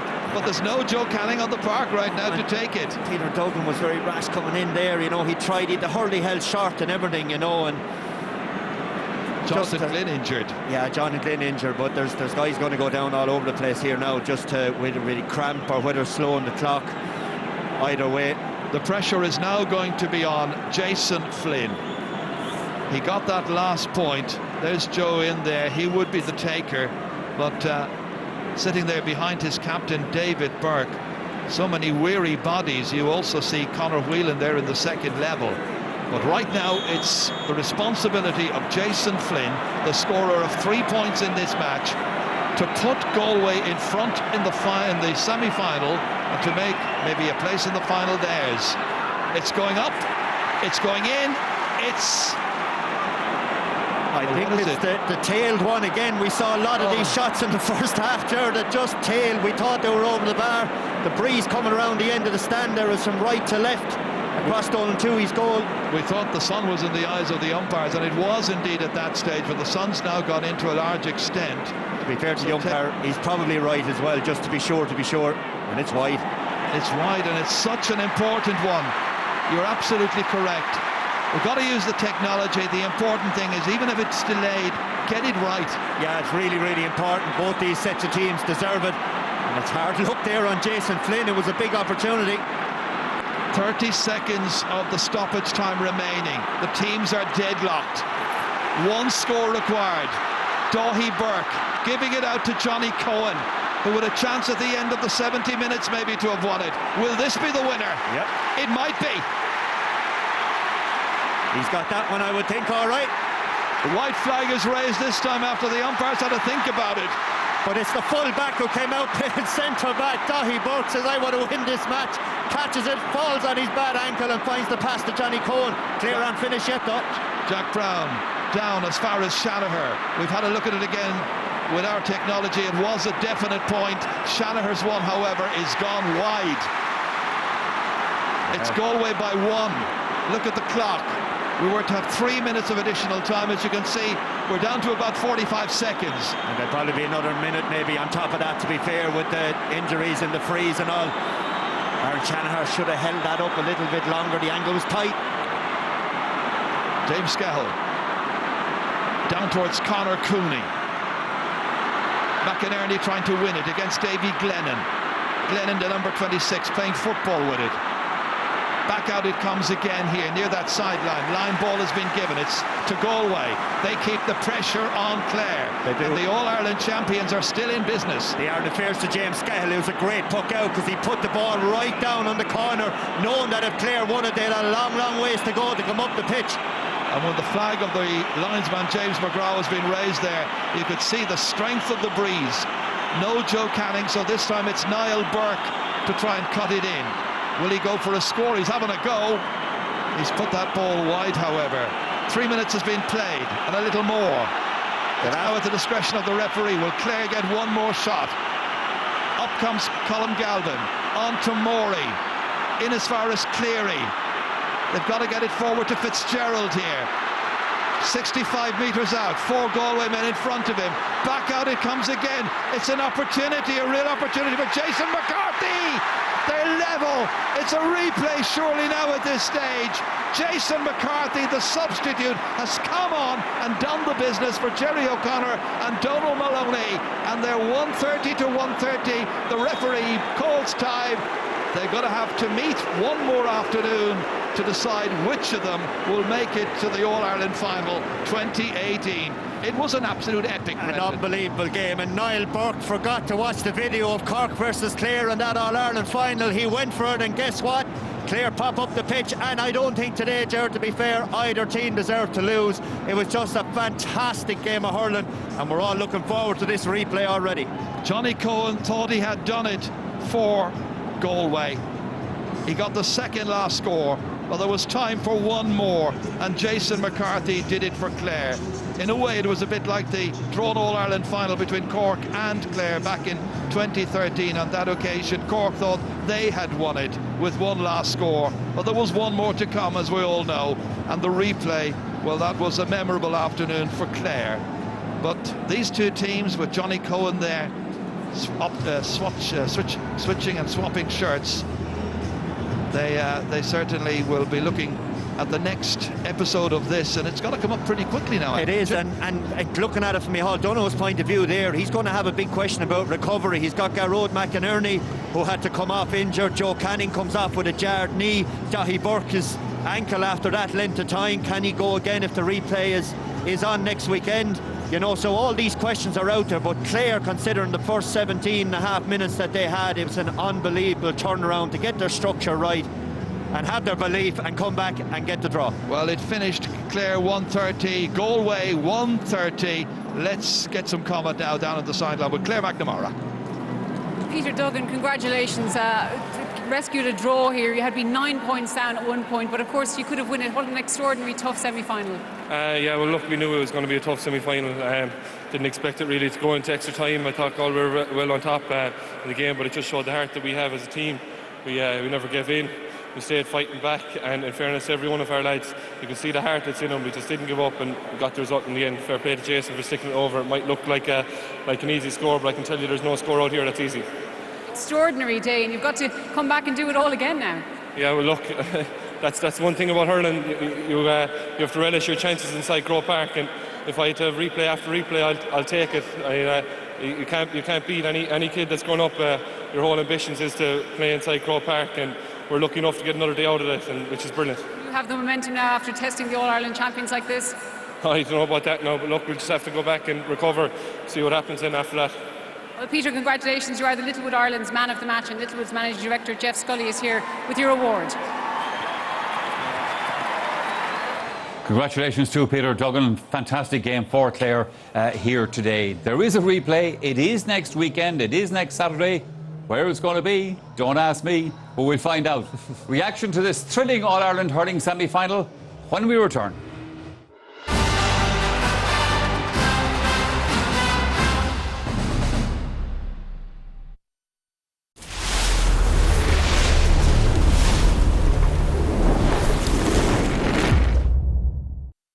Would you like a Coca-Cola Zero Sugar? Never had one. What else haven't I tried? Where are all the ladies? There's life in the old fox yet. This summer, break free with a Coke that's sugar-free. Refresh yourself and break free this summer. Pick up a Sunshine Pack today for your chance to win great experiences. Get an ice-cold drink from Coca-Cola now. Party people in this here spot.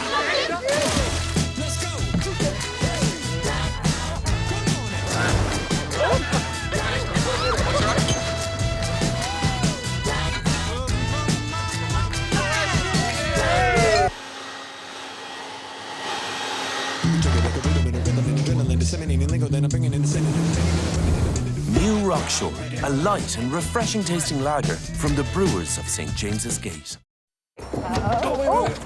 There. Here? Maybe back in your mum's conservatory. Keep going, keep Good. Yeah, it's nice. Comfy. Yeah, it's good. Yeah, I like it. Nah, I don't like it. No, me either. Yeah. No. You have it? Yeah, I have it. It's a bit big for an attic. Do you know where it'd look really good? Where? Here's perfect. The new First 5 mortgage from Ulster Bank. With 5 great benefits for first-time buyers, it's helpful when you want to put your own stamp on your new place. And now includes Ireland's lowest 2-year fixed rate. Search Ulster Bank First 5. Ulster Bank. Help for what matters. More and more people are switching to great value car protection from FBD Insurance. Get a no-claims discount of up to 75% and a 10% discount online. Switch today and see how much you could save. Switch to great value car protection. Switch to FBD Insurance.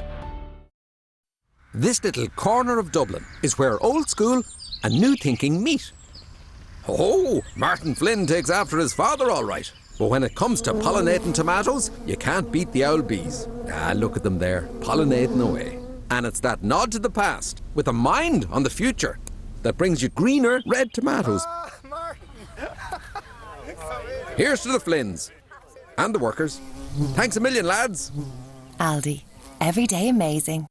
I know what you're thinking. Why would anyone shop at TK Maxx? But where else do you stumble on a designer dress? Oh, look at that, Brian! It's not all for you, but for every... No. There's a... Yes! These are just the small prices you pay to pay the small prices you pay for the big labels in TK Maxx.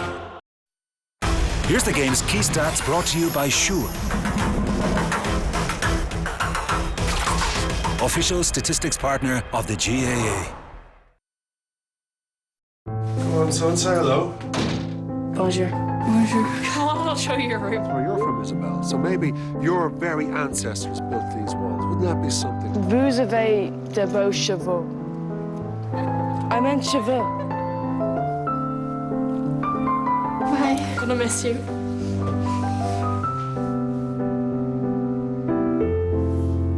Family life is full of firsts. Embrace them all with Vodafone, Ireland's fastest mobile network.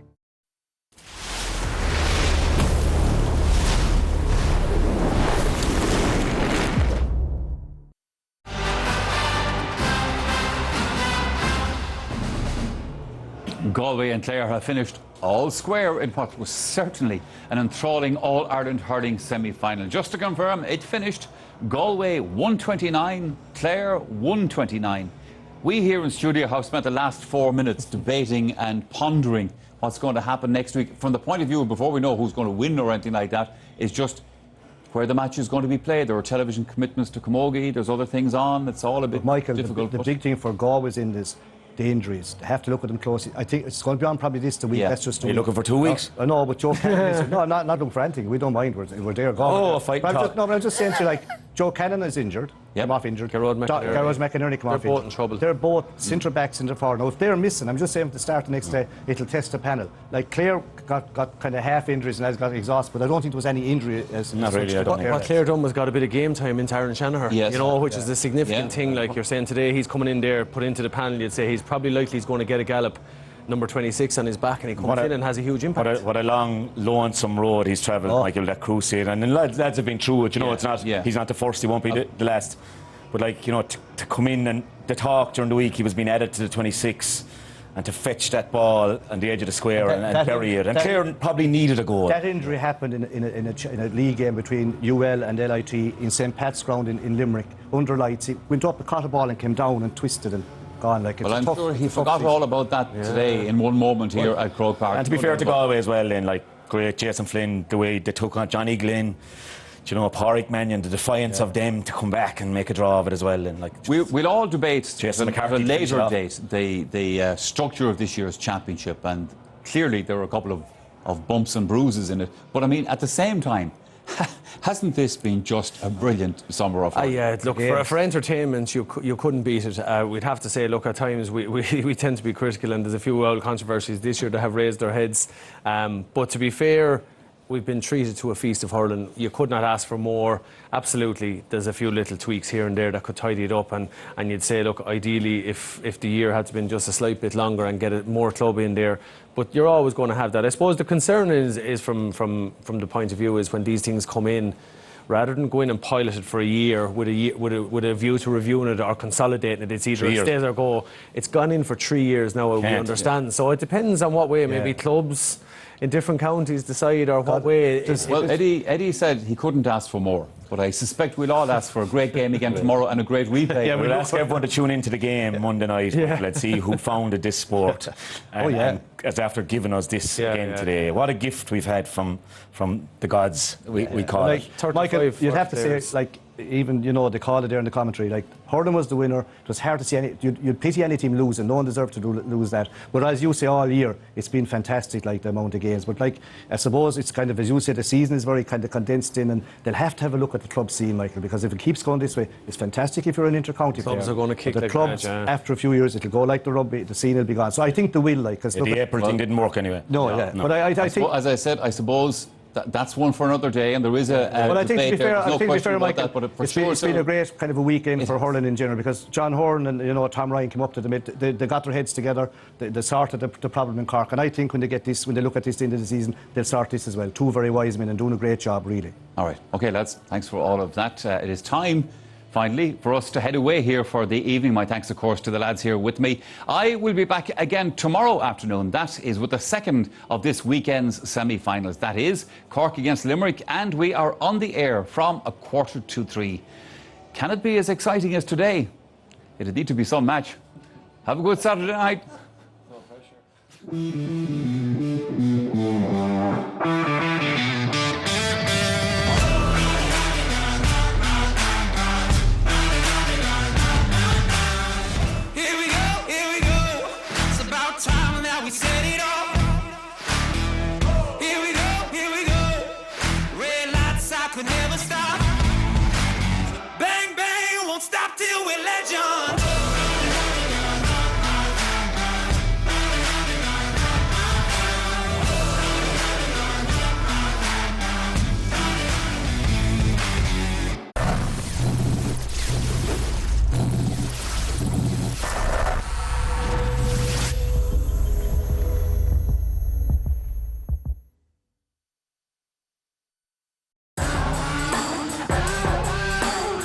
Littlewoods Ireland, proud sponsor of the GAA All-Ireland Senior Hurling Championship.